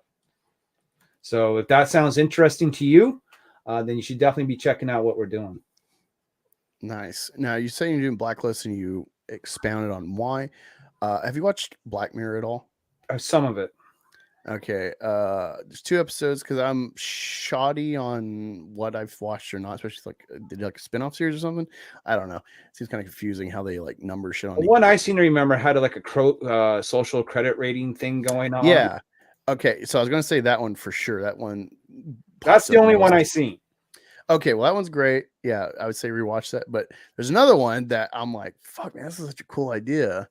John Hamm, Don Draper from Mad Men, he's in this one, and it's a very intensive blacklisting story. Kind of in the vein, in a way, like the Bryce Dallas Howard social credit one, but it's kind of like a mind hacking story. And there's like somehow we've gotten to the point where when we cancel people via the state in whatever way, there might be a punitive measure of time, whatever you got to serve, or you're on the hook until like kind of got FBI. You know, you're a hacker, you get busted, now you work for the FBI. I thought the only hack was Wiggle Wiggle. I don't know nothing about him. I don't know nothing about him. I know the name, but I don't really know anything about him. That's just me trying to be funny. He always says he's a hack. So there you go. But yeah, by the end of it, you fully understand what it means to like be blocked by someone in this world. And it's a very crazy idea. So it's called White Christmas. It's season 2 of Black Mirror. So I would suggest checking that one out too. I found that one episode I watched to be pretty intriguing. Like, oh my god, what if the world does get this way? And like I just like hit a button, knock down your rating, and all of a sudden you can't buy a bus ticket or something, you know? Like it's funny because it reminds me of Killing Joke in a way. It's like just one bad day, you know? Like you know what I mean? One of the best Batman stories out there too. I know a lot of people kind of say it's overrated, but I mean, having been around when that was first released, that was something, you know. Yeah, it done things in comics at that point in time I didn't think you were allowed to do in comics. You know, like it's such a good story. I don't see how anyone could hate it for like Batman and Joker. I don't know how you could think that's a bad story. Because again, it's all subject to like, is it how it really happened? You know, that's the fun of Joker. Well, you're looking at the guy who helped kill off Robin right here. You know, back in the day, they did Death in the Family, and in the issue, you voted to kill Jason Todd. I called in and killed Jason Todd. Yeah, I think it cost me like $2 or something, but yeah, I called in and killed Jason Todd. My experience with Robin, I don't like the concept of Robin. It's, you know, it seems like it's one of those. I'm sure it was kind of like He-Man. Its whole origin is to sell toys, Transformers. Maybe it becomes legitimate after the fact, but it's just a marketing thing. I feel like Robin is that. The whole thing was we need to have a kid's sidekick so we can appeal to more kids with this book, right? So the kids can see them as the sidekick hanging around with Batman. That was sort of the whole idea. Yeah, I hate that idea. It feels very much like adults running the show getting in their own way instead of understanding why people like these things to begin with.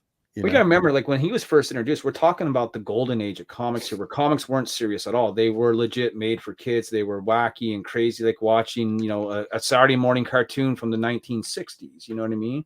They were the equivalent of watching Super Friends, you know, back in the day. You know, I'm so mad, dude. I was going to introduce Rookie to Super Friends, and meanwhile, at the halls of justice, like it was that bad and that corny. You know, they pulled it from like. So as a kid, Boomerang was a big thing. A tangent of Cartoon Network. So I watched a lot of classic cartoons because I hated anime. Didn't want to watch Dragon Ball, so I'd watch Hanna-Barbera shit and stuff. And Super Friends, one of those where it's like, if Justice League 90s or 2000s is not on, or Batman the Anime series, I can watch the Super Friends. And now that I'm older, I'm like, this is so cringe. I watched the first episode. I'm like, who thought this was a good idea to put like Scooby-Doo and kids with the Justice League at like their base computer? Like, what the fuck? Bad. It's funny too watching it where like, I think Mythbusters paired with something like Dark Knight have really like made it an uphill battle to make superhero films because you got to have some sense of believability or intensive explanation for things. Right. Like I dug into Mystique's first appearance in Miss Marvel in like late 70s. Yeah. And it's funny because part of the plot is Miss Marvel has to go to the X Mansion to use the lab to make a water pill so she can go underwater to save Namora from like a tiger shark person. Okay. And then there's like a little fight because at that point in the X-Men, I guess they were like on edge from recent events or something. And it's like, no, I just need your lab. I'm like, oh, okay, here you go. And then it's like, there's no explanation of how this pill works, what the physiology, how it changes your body, things you would expect now. And it's like kind of refreshing where it's like that meme of like how they used to make rockets, like artists, like, how the fuck does this levitate or fly? And it's like, I don't know, magic versus now it's all just like gritty and like Alien or something where you have an explanation for every part of the ship. And it's like kind of. Well, you can try and have an explanation for everything, but here's the truth of it. And the truth of it is this: if it doesn't exist in real life, you can't explain it, right? You can try to explain it, but the science isn't there, right? So for instance, kryptonite. You can say that kryptonite takes away superpowers, but tell me how the science really works in this. Like, break down the numbers and the fractions. You can't do it, right? You just say, this is what happens. How did gamma rays make the Fantastic Four? How did that affect their physiology? Well, no one's been able to fucking decipher that. It just happens. How did the Hulk become the Hulk? How does the science work where you become a green fucking raging monster? We haven't seen it in real life, so we can't actually tell you how that really happens. How do dilithium crystals give warp speed to the Enterprise? We still don't know, but they work, Yeah, and that's what's fun reading older comics is like they still had a sense of like just this is silly kid shit. Fantasy, you have to throw away. There has to be a certain limit of disbelief, right? You know what I mean? If you're going to sit down and watch everything from the lens of how is this going to be done in real life? How would that ship fly in real life? How would Superman fly in real life? How does Lois Lane fall from like 60 stories and doesn't get broken in half by the speed of her fall when Superman catches her in her arms? Because there's physics behind that. They talk about that, okay? If you're going to be that anal on watching shit, you shouldn't watch anything fantasy because it's all going to rack your fucking brain. You know what I mean? Like, yeah. But no, it's refreshing to like go back and read old stuff, and it's like, I don't know, it's a water pill. Like that's it. That explains it all. You just accept it and you go. Because me and Rookie are very, we can get into that sometimes of like, how does that work? What the fuck? Did they just expect me to believe this? And I kind of love where it's like they don't give a shit. It's just water pill. And it's like, what about like what about the pressure? The Rings, do you believe in Gandalf? I mean, Yeah. But why? Right? Gandalf is magic. Magic isn't real. Magic is fantasy. How do you explain that? Well, it's a fake world, though.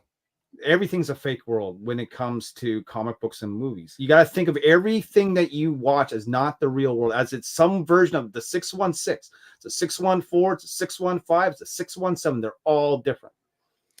Yeah. No. It's like these are things I think about because, like, for me, making Meth Gator, it's like it's pretty much the real world. And then I have like this fantasy sci-fi element of like humanoid anthropomorphic. But the second you introduce that sci-fi fantasy element, you are no longer the real world. You know what I mean? The second you've done that, right? The only way you're going to be the real world is you're writing, nonfiction, like you're like, you know what I mean? Like you're writing something like a biography, or you're writing actual events in history. The minute you add something that is magical, or something that can't be explained, the minute someone walks out of the out of the freezer and his skin is blue, you've already changed the world. You know what I mean? Like, yeah, there's something I wrestle with because like, how much can you get away with? The thing about comics is it's not meant to be taken that seriously. It's really meant to be a form of entertainment that it's like watching wrestling, right? We all know that wrestling isn't real, right? Like the Undertaker really just didn't tombstone that guy's head to the ground. No, there's about 4 inches before his head hits the mat. but we suspend our disbelief and we have fun with it anyway, even though we know it's all fake and not real, but we'll still go watch the show. I'm still watching WrestleMania. You know what I mean? Like, yeah, I don't know. It's something I wrestle with where it's like, that's my kind of, I guess, analness or whatever. It's hard to encapsulate. you're gonna rack your brain trying to write your comic with that. You're gonna have a lot more fun doing it if you just let certain things flow. You know what I mean? Like, Yeah, no, yeah. It's just like, I don't know. I come from like with like no one really influenced me. Like I really love The Dark Knight. I'm not trying to write that, but like that's kind of like my line of thinking. It's like but how even the Dark Knight in real life couldn't exist, right? Sure, but it's very much on like a lot of the features of Batman in that world are very plausible. Like his cape with the electro magnetism, whatever that he makes the glider out of, like that's based on real science. Like it's just exaggerations. But Sometimes, Batman should have been dead 100 times over with all the abuse and beatings he has taken over the years. There's no way that guy can keep going. yeah. No, You know, I think of that too, where it's like, scars, like they mentioned in Three Jokers, they show us all his scarring from like, oh, there's that battle and that battle. And it's, God, it's like, sure, you might be able to beat Clayface, but at some point, Clayface is just going to like harden properly and just think get about like all those times he's like boomeranging from building to building with his bat line, and not once he's ever missed and not fell. You know what I mean? Like, yeah. No, I like wrestling with like, all right, where are the limits for like my taste? right. That's a fun aspect. Well, that's the great thing about being a creator own book is that you can absolutely do that. Like when you go to Image, right, or even Antarctic Press or whoever else will publish books, their first rule is, hey, whatever you want to do, you can do. We can advise you, and if you ask us for opinions, we'll give it. But at the end of the day, it's creator owned. You're the boss. It's your way.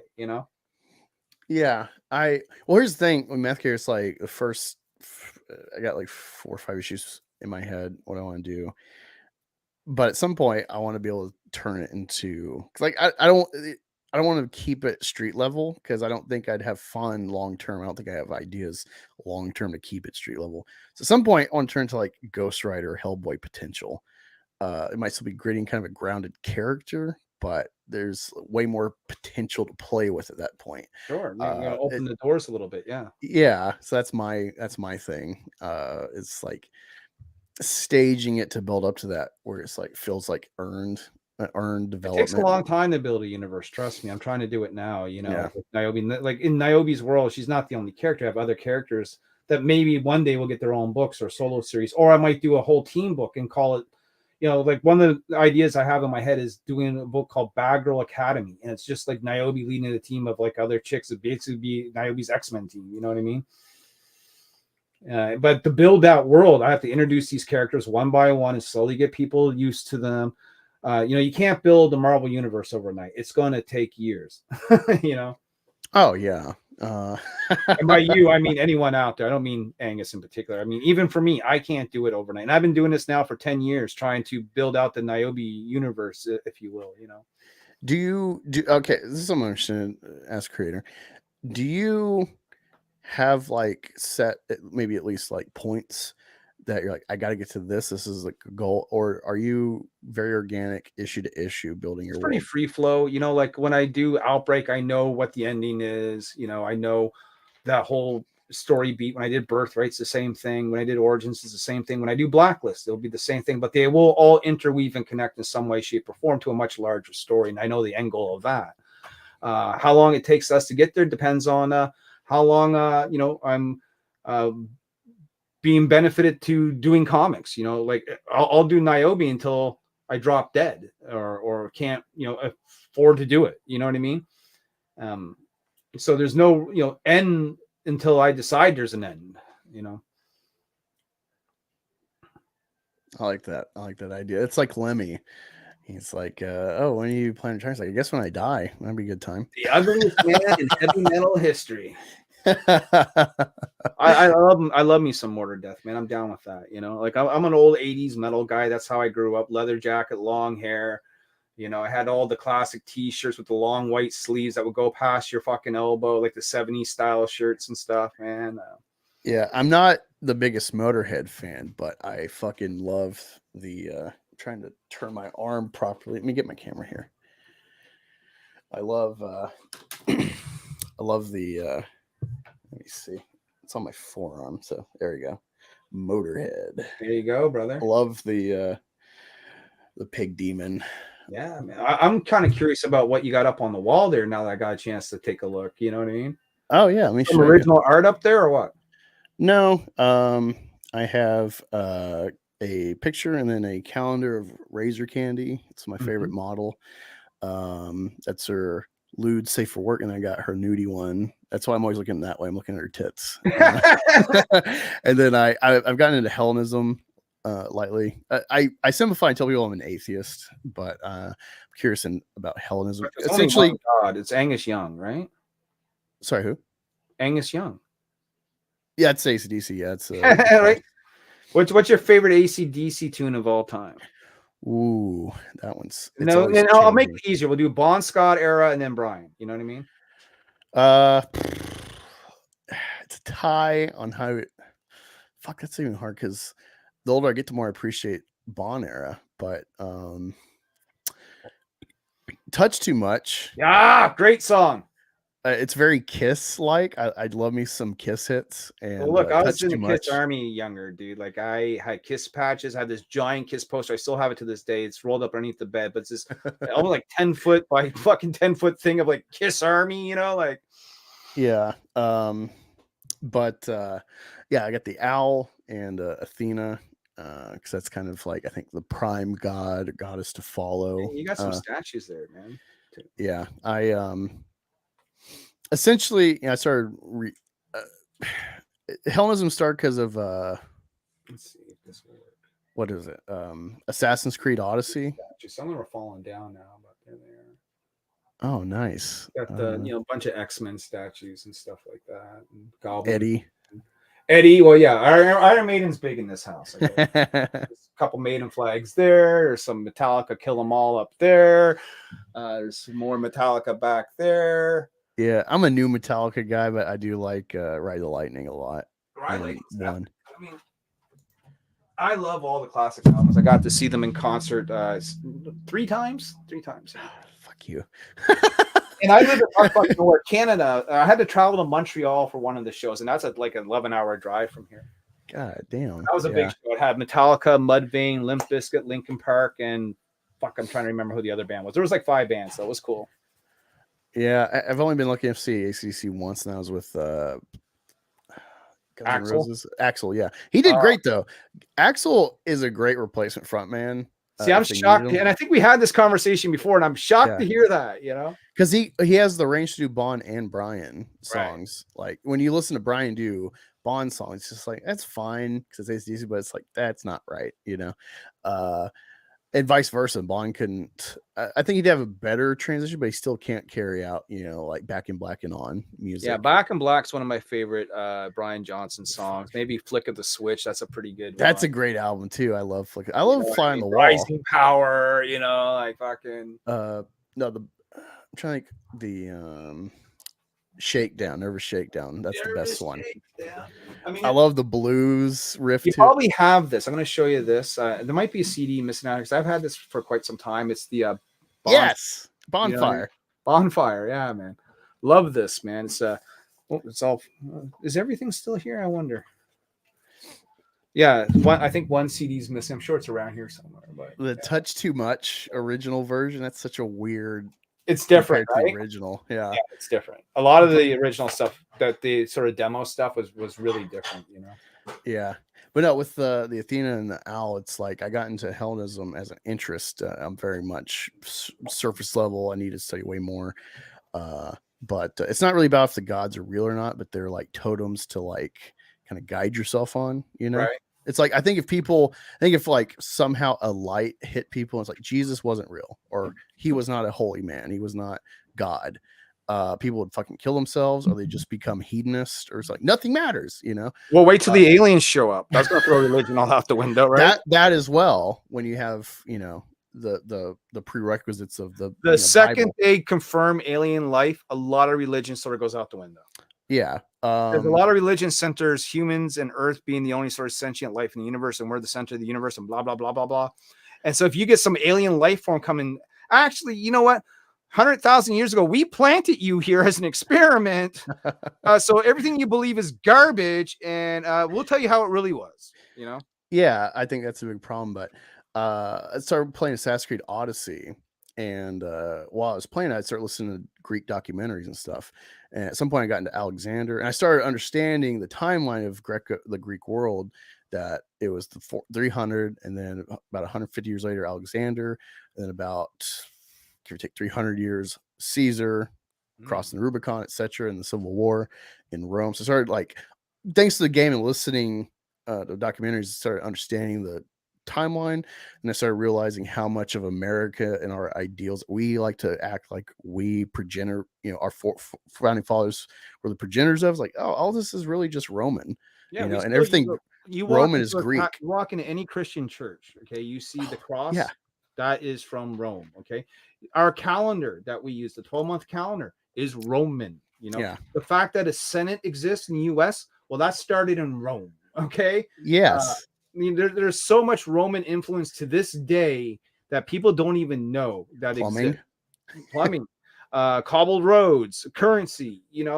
Like fucking the alphabet. That's it's phonetic because it's from the Phoenicians, the Carthaginians. Well, even English, right, is sort of a derivative of Latin, which was primarily spoken back in the day. Yeah, and so because of all that, learning that, and then I started digging into Alexander specifically, thanks to Kings and Generals channel, and this guy was a part of the cult of Achilles, and everywhere he went, he carried the Iliad. And it's like, this is arguably the greatest man in history for his feats of conquest. And it's like everything we are, even with Rome, it boils down to Greek, even though they were never really unified. Well, look, even my favorite historic figure is part Greek, and that's Cleopatra. Like, I'm a Cleopatra. Okay, the Ptolemaic line.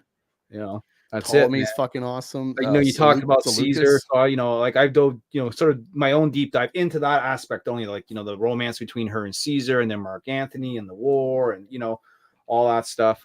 Second triumvirate. Yeah, it's how they killed Pompey and like fucking gave Caesar his head, and Caesar flipped his lid, and fucking, you know what I mean? Like, yeah, digging into because I love playing Rome Total War, and so I listen to a lot of documentaries while I'm playing that, and understanding Seleucus and the Seleucid Empire, that's what's disappointing to me. And I guess I'll preface this: none of this reflects on Larry unless he chooses it to, but it's very irritating, especially in the modern day with the Jewish people in general. What does the meme you think of? You think of Jews, the Holocaust. They never let you forget the Holocaust, and it's sad to me because you learn about the Seleucid Empire, this Greek derivative, Macedonian derivative empire.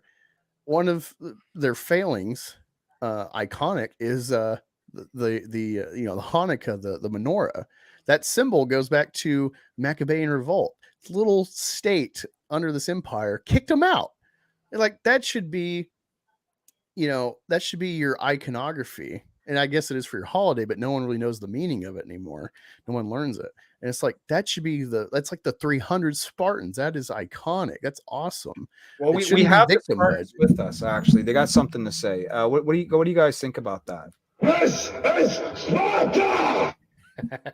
Yeah, that's what's crazy too, is like, you watch History Channel, like, oh, blah, blah, blah, boo-hoo about the 300 movie. It's like, actually, Zack Snyder did fucking great with that movie based on Frank Miller's work. That is all it had, even if it's like fictitious in some of its portrayals, it understands the propaganda sentiment behind the 300 story, and it is a perfect telling. Everyone in the future has to be aware to like kind of sidestep or just accept that he put his mark on that story with that movie. Oh yeah. And Gerard Butler's Leonidas, he really cements it. And the more you learn about history, the more I appreciate that movie for its real historic value in conveying a somewhat propagandized legend. But all of that, I get into it, and it really comes down to Alexander. It's like, this is arguably, in my opinion, the greatest man ever, along with Leonidas. That's why they call him Alexander the Great. You know what I mean? Like, along with Leonidas. Leonidas is not just great for like the sentiment of like never kneeling, not surrendering to the Persians. the fact that when you look on the map, it was just like a 10-day walk past Athens to go to Thermopylae. And it's like, what a great meme by the Spartans. Like, don't worry, Athens, we'll cover you. We'll walk past you out of our lands, through your lands to guard you from Persia with 300 guys and some, shitty extra like 7,000 soldiers that will some flay. minions. Yeah. We got you. Don't worry. And that's like the Alamo of Western history. Where will we be without Leonidas? Also, it's crazy is even if you don't believe in the gods, the oracles or anything, he went to the Oracle of Delphi and essentially was told either Sparta will fall or a king of Sparta will fall. That might have been influenced by bought people by Persia to try to dissuade them from fighting at all. The fact that he heard this prophecy from the oracle and went to Thermopylae accepting his death for something bigger than himself. He is the godfather of the West. He is the hero. So I realized that and I started looking into like, did the Greeks like worship him and all? Do they do ancestor worship? And it's like, yeah, there was like cults of Leonidas and stuff. And he is a figure you can get at like pagan stores for your altar. It's like this guy, me being an atheist, it's like I've kind of turned away from worship, but it's like I miss the community for sure that it gives you. And bigger meaning, even if I believe kind of nothing matters in the end, it's like it matters now that I'm living on this earth, Sure. And so Leonidas kind of like kicked off my interest in Hellenism. So well, you got to think about it. Like he made an impact that we're still talking about him to this day. Yeah, like 2,500 years later. These people are historic for a reason. Like that is my yeah. And so, even if it was, if they had science the way we do now, would they believe in their own God? I don't know. But these people that built the backbone of our whole society, with still being subject to famine and war and pestilence, these great people adhered to this religion. Their inquiry of life was from a culture that had this religion.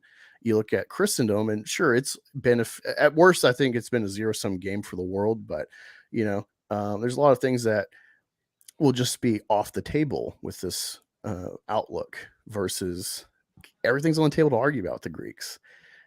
And you look at, they worship these gods. There's something there, that we're looking at their mythology as just stories and not the full scope of how it informed their outlook, and their outlook helped create who we are. Well, there's just so much lost to history. Like for everything that we do find out and unearth and discover, there's so much more that we'll just never know, right? Just lost to the ages, Like 90% of what Aristotle's works are gone, that we know of thus far. Ptolemy's works are gone. We only hear like secondhand by other historians of what they survived. So it's just it's crazy. And so that whole little dive, thanks to Assassin's Creed Odyssey getting me on that track. That's why, I'll tell you what got me on the Roman track was watching HBO's Rome. You know what I mean? That's a good show too.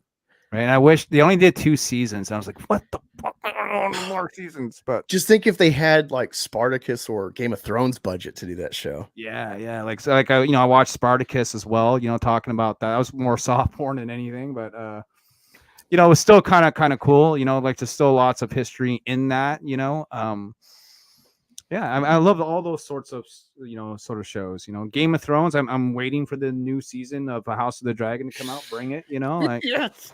God, we got to wait another year for it, but June. No, we don't. We wait till June. Oh, it's this year. I thought it was next year. Oh man, I'm pretty sure it's June this year. Now, someone in the chat, if I got that wrong, you let me know. But I remember reading June 2024. It's funny because Rookie, that's my main buddy on this show, on this channel.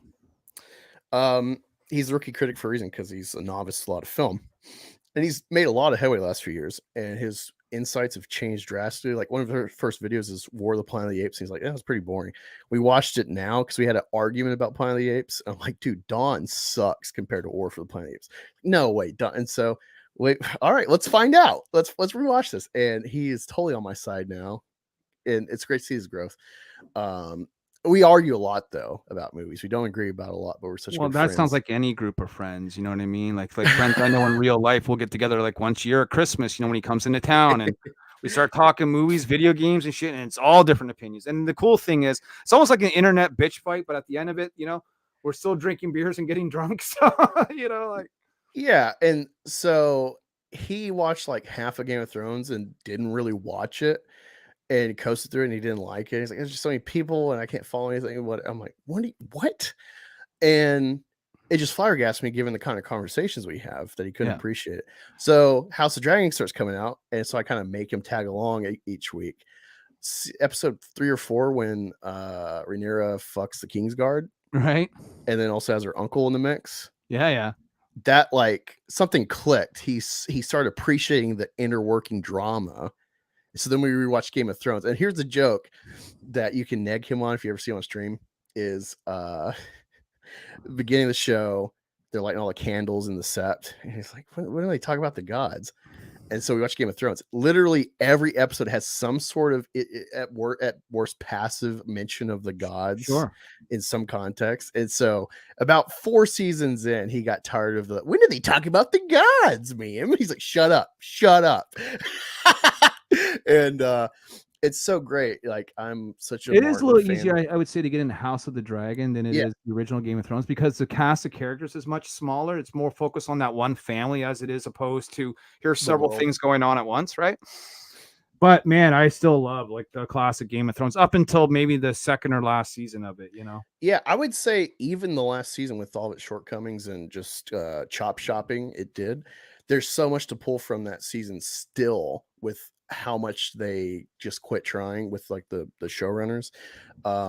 It's like I've watched the show like 5 times. I tell you, like, no, season 8 sucks. You're gonna be really pissed, but it is worth the heartache to rewatch this show. It's such a good, intensive show. The failed landing at the end is worth accepting. It's not like Last Jedi, where it like really derails your interest in this series going forward. And House of Dragon just solidifies, like, this is like shortcomings do not undercut this show, because it's got so much to play with, so much intrigue and interest. I'm flabbergasted. I think we'll get the books when Martin's dead. I just still, like, legitimately, I think they're like more or less finished, and that he's just really trying to fine tune it, and he's got the show overshadowing him. And well, so I think that just was begrudging. He doesn't want to. Yeah, I think that's a mistake for the show to give an ending that he didn't plot or plan, and I think that fucked him up. You know what I mean? Yeah. But Summer Swan asked, do you listen to Buckethead? I am not aware of Buckethead. I think I know the name, but Buckethead is not the guy with the KFC fucking bucket on his head that plays guitar.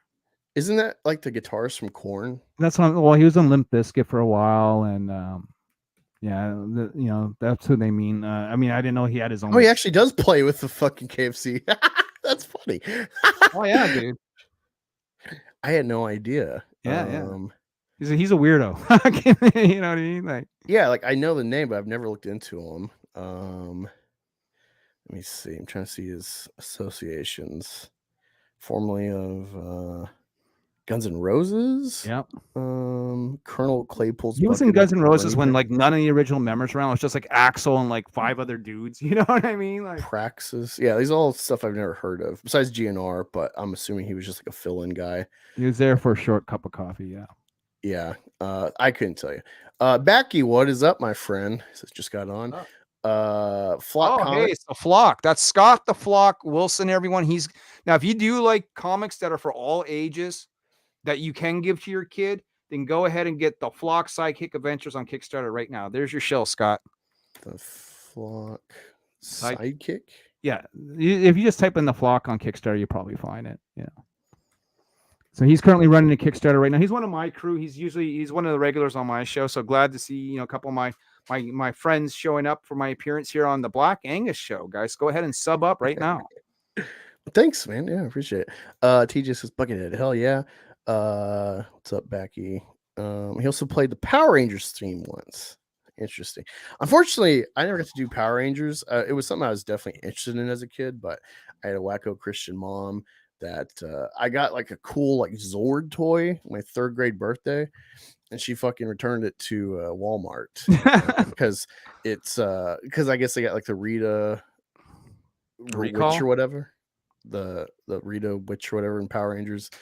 So that's demonic because it's witchcraft. You know, I had one of those whack. I couldn't watch Harry Potter, so I had to indulge myself as an adult.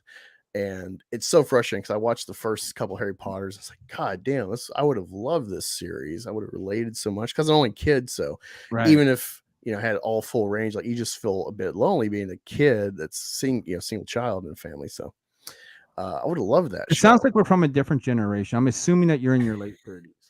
30, about to be 32 in 32, early 30s. Okay. Yeah, I'm 49. So Power Rangers came sort of after I was like, not past a kid. I was probably like 16, 17, 18 when I first heard of them. You know what I mean? And then I always thought the show looked really low budget and goofy, so I never got into it. Yeah. Yeah, thanks for subbing, Flock. Looking at your bro. campaign. So the problem is you're not gonna get a boost right now from me, Nyobi, but you will get it before the end of your campaign. I got to back Lady Death this week before it closes. I'm not sure what tier I want to get yet.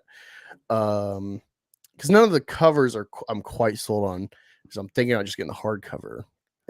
But when I back them now, I usually just go for the main cover, like the cover A, just because it's the most affordable option. But every now and then, if he's got like a Jamie Tyndall or a Paul Green cover, like I showed you earlier, sometimes I get that itch. You know what I mean? Like, yeah, I got let me see, I got these Hell Witch hardcovers. I need to, because I have like the first hardcover, like $100 volume I got on eBay. Shit, I haven't even cracked it yet. I got the omnibus. Yeah, look at that. Yeah. Did you get? Is that the game, or is that the book? The game. This is just the book. There's a game. Yeah, there's a card game that I bought. He did a Lady Death card game. Yeah, man. I got it hidden up in my closet somewhere, but I played it once. You can play it like solo, or you can play it with a couple of people, like sort of against each other type thing. But it's kind of cool. Nice, yeah. But yeah, I because Purgatory, she was my first in the wild comic find as like a character. Because I didn't grow up with comics, never knew about comic stores, even though I liked comic shows like animated series Batman, X-Men, Spider-Man, Justice League. Didn't know about comic books. Yeah. And I got into comic books because of Magic the Gathering. Yeah. And I was in the wild, and I'm like looking around trying to find something new to get into, and I saw the name on a plaque, Purgatory, with an I. And I used to be Catholic, so I'm like, Purgatory? What is this? And I'm an ACDC fan, so I love devils. I love hot devil ladies. It's like a devil vampire goddess. Fuck yeah. It's like a purposely tits and ass comic series. Yeah. Off lady. So I'm like, awesome.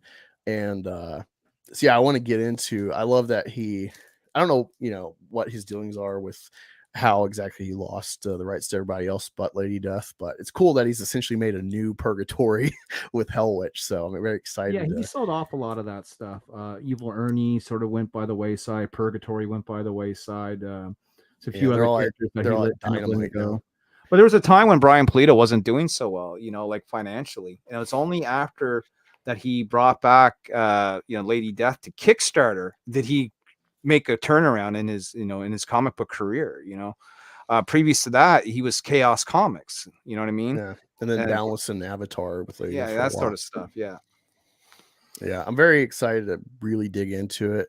My problem with what I've read thus far is I feel like Lady Death really just coasts on being hot comics and like sexual teasing, for the reader, but like doesn't feel like he knows what he is. He's not trying to like sell you on high art in the sense of story, but that feels like a shortcoming. It's like, man, if you could do the sex and still have a story, if you could kind of go into that Game of Thrones show kind of feel where HBO is like, hey man, you can see heads cut off and tits. And it's like, actually you're seeing a very intensive political drama that dissects different forms of leadership, and none of them really serve everybody, like you get a very intensive political science drama in the guise of fantasy and tits with Game of Thrones. Here's the thing with Lady Death, right? I've got most of them, if not all of them, since the Kickstarter. And I even got a bunch of older stuff from back in the day.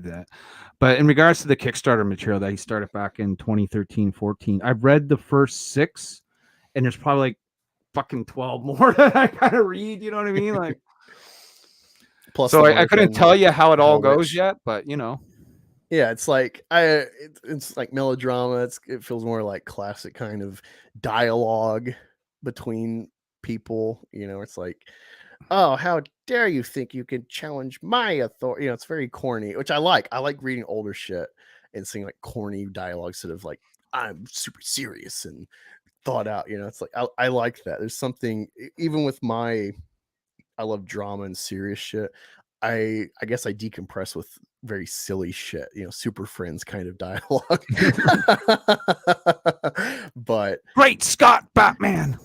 yeah, it's like I'm like a polar extreme kind of person with my taste. So that's my only chagrin. And at some point I'd love to have a spin-off character that would have that Lady Death tits and ass appeal, but I have like a story to tell with that character if I can get to it. So Well, that's the great thing, you can save that idea for a little later. Like so you're doing Meth Gator right now, right? So yeah, trying to fund. Yeah, I got my posters that are like supplemental. Any profits just going into the pool. I got about $2,000 saved because I want to have about $5,000. Even if I need more for an artist, at least I have a good chunk to secure. well, how many lots of pages per volume?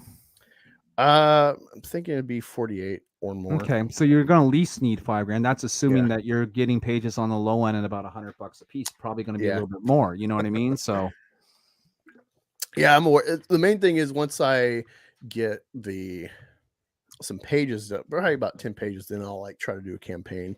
So then people will see like, oh, he's actually, my whole thing was like at the time I came up with poster ideas, like I'm short on funds and CG's got like a fulfillment problem. Not how Rippus do was they trying to- though? At the time it was like, hey, when are you ever gonna like make this? That was like Critias was a big deal. So my idea was like, I can't fund a comic right now, but if I can get some promotional art, maybe I can win people over by fulfilling a lower tier item instead of being like GoFundMe, where it's like, hey, just give me money to then give me more money later. How about you like invest as a purchaser for like a lower tier? Well, I think your first idea is the best one, okay? Because this is how most people do it anyway. You come up with an idea, you get a few pages done, right?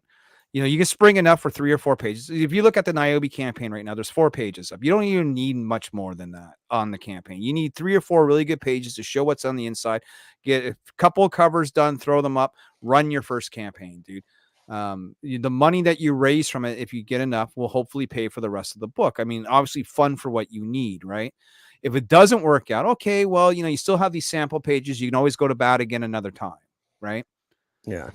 So instead of just having promotional art done, put the money towards the first few pages of the book to show people what they're getting. And your promotional art is going to be the covers you're going to use anyway, right? So get the covers done. One of them might be. Yeah. That's the Red Knight one. I don't want to promote it though, because like I'm promoting you. So back Nyobi. No, but we're done promoting me. Like as far as I'm concerned, we're just hanging out, shooting the shit until we get tired of being here. You know what I mean? Like, no, yeah. I guess yeah. Whatever. I'll show it. yeah, show off your stuff. It's on Fund My Con. So these are already made. I did Indiegogo. It didn't fund fully, but I did flex, so I was able to like break even and print this. Okay. And so let me share this. So yeah, this is the campaign on Fund My Let's Comic. have a look here. So that's my logo. Logo's based on Marvel Spotlight Ghost Rider. Just love that logo. It's got like more of an innocent time. And here's the thing, I'm very simple with artists in a way, or it's like I give you either generally when I pitch whatever, I have lots of reference photos, and then I just kind of like give my blurb like, all right, he's a gator, but model the dimension off of a baby gator because it's more like Godzilla, because I can't have them in the wild with the actual gator head, Yeah, there's another Gator book coming out too. I don't know if you know. It's from Ichthus. He's doing the Wrestling Gators book. Okay. Yeah. I'll have to look into that. Might Yeah. have him on. But yeah, it was very funny with this. The reason I mentioned that is because it's very funny with this. The guy I got to do the logo. I'm like, hey, I love Marvel Spotlight Ghost Rider. Can you do that, but make it gatory? I didn't know. I would think he'd maybe do like a gator paw. I didn't know he would put a gator head in the logo. And I'm like, fuck, dude, just yeah. Blend the green letters with the black logo, and boom, we got the Meth Gator logo. And yeah, so this is the Red Knight poster. This will probably be That looks badass. it's probably be like my main mass print when I get to it. This isn't it a Salza? I'm Awesome glad to see piece. the pigtails are being supported here. You know what I'm saying? Well, what's funny is I give you lots of references, mainly of like Razor Candy, you know, love her body dimensions and stuff. She's a beautiful woman, but I tell them like, hey, she's mixed. No one's ever really engaged the mixed aspect of like conveying. I don't really tell them like, hey, do pigtails or whatever. But now I've done it enough right now. I stress like, hey, she's mixed, so like incorporate that, you know. Mhm. But otherwise, yeah, I did great. And again, that's why it's promotion, because it's like I'm kind of feeling out the design, you know, of him and her. But yeah, it's a swamp piece. I got the CG Mart. This is the first one I got done. And it's Oh, called nice. Sketchy Raven. It's more amateur, you know. It's Vic King. Here's my stance, you know, because Vic King's been found out. I got this done like 2020. I had no Is idea. this by Vic King? Yeah, yeah. Okay. So my thing, like a great example is Kevin Spacey had his shenanigans uncovered, whatever, got canceled from Netflix. It ruined the last season of House of Cards. And there was some movie that I think Chris Plummer had to fill in and reshoot all of his scenes for because they canceled them.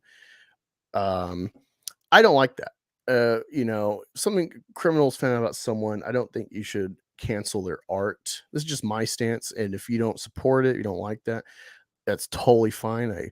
There's no ill will, but for me, it's like I'm not going to erase Vic King from the Meth Gator history. He helped me kind of conceptualize dimensionality of film, and he deserves, you know, some credit in the history of Meth Gator. And he did this poster. They're already printed. I'm not going to burn them. That's stupid. It's a fun piece. You know, this doesn't reflect at all on his actions. He did well for, you know, an amateur artist. Me being on a budget, he did good. And Sketchy Raven really helped bring it more to life with their colors. So for me, I'm never going to seek him out again, but I'm not going to cancel the artwork he did for me. You know, and Yeah, I guess that's, erase you know, him. that's a judgment call that everyone's got to make for themselves. You know what I mean? At the Yeah. end of the day, you know, you got to run your business, bro. You know what I mean? Like, I Yeah, never that's had kind of I never my had dealings with Vic King directly in a sense of like him doing any work for me. So that's not a decision I've ever had to cross or make, you know? So Yeah. But in the future, you know, hopefully it never has to be something to even address. But, you know, that's kind of my stance. Like, art is bigger than the artist. And if they've already done stuff, I'm not going to wash it out and, you know, Pontius Pilate, you know, oh, I'm clean, you know, it's like it happened. Fuck, you know, like I had nothing to do with that. It's he did what I needed, which is a piece of art. And yeah. Anyway, we got Ori. He did two pieces. He did this cool piece. Kind of brings the fucking meth rage. Although at the time I didn't think to make his eyes glow. That's a feature Meth Gator will have when he meths up. His eyes mess will up. glow. And he might have like little glowing veinage along his torso. There's that, and then there's the I'll zoom in. There is this pinup as well that he did of Shelby. Again, I said she's mixed. This is based on Christina Ricci's Black Snake Moan. Okay. Because, you know, it takes place in Georgia in the Okefenokee Swamp in a fictional town called Whitmore, Georgia. And so I'm definitely, for the first issue, really pulling from like white trash entertainment, you know, Smoking the Bandit, Dukes of Hazzard, Black Snake Moan. Sure. Yeah. And of course, Meth Gator, the main inspiration story-wise building is Breaking Bad. But yeah, this promo posters are already made. You just put an order. Once you get paid, I ship them right out on my off days. Fulfilled 9 people thus far. Fulfilled the original backers on Indiegogo. It's not a problem. Fulfillment's the easiest part of making anything or running an eBay store. I got to, you know, over time for a successful eBay store, people backing or buying stuff from me. So it's no issue for you people if you wish to back Meth Gator posters. If you do, profit goes into my pool to eventually make the comics. So appreciate if you want to support me. And they're each $15 plus 5 shipping, or you can get the all 4, I think, for, let me see, for 40, or all 5 signed at 50. But yeah, that's it. That's thus far where I'm That's at with it, man. Meth You Gator. got to come over to the channel and chill that over my way sometime there, bro. You know what I mean?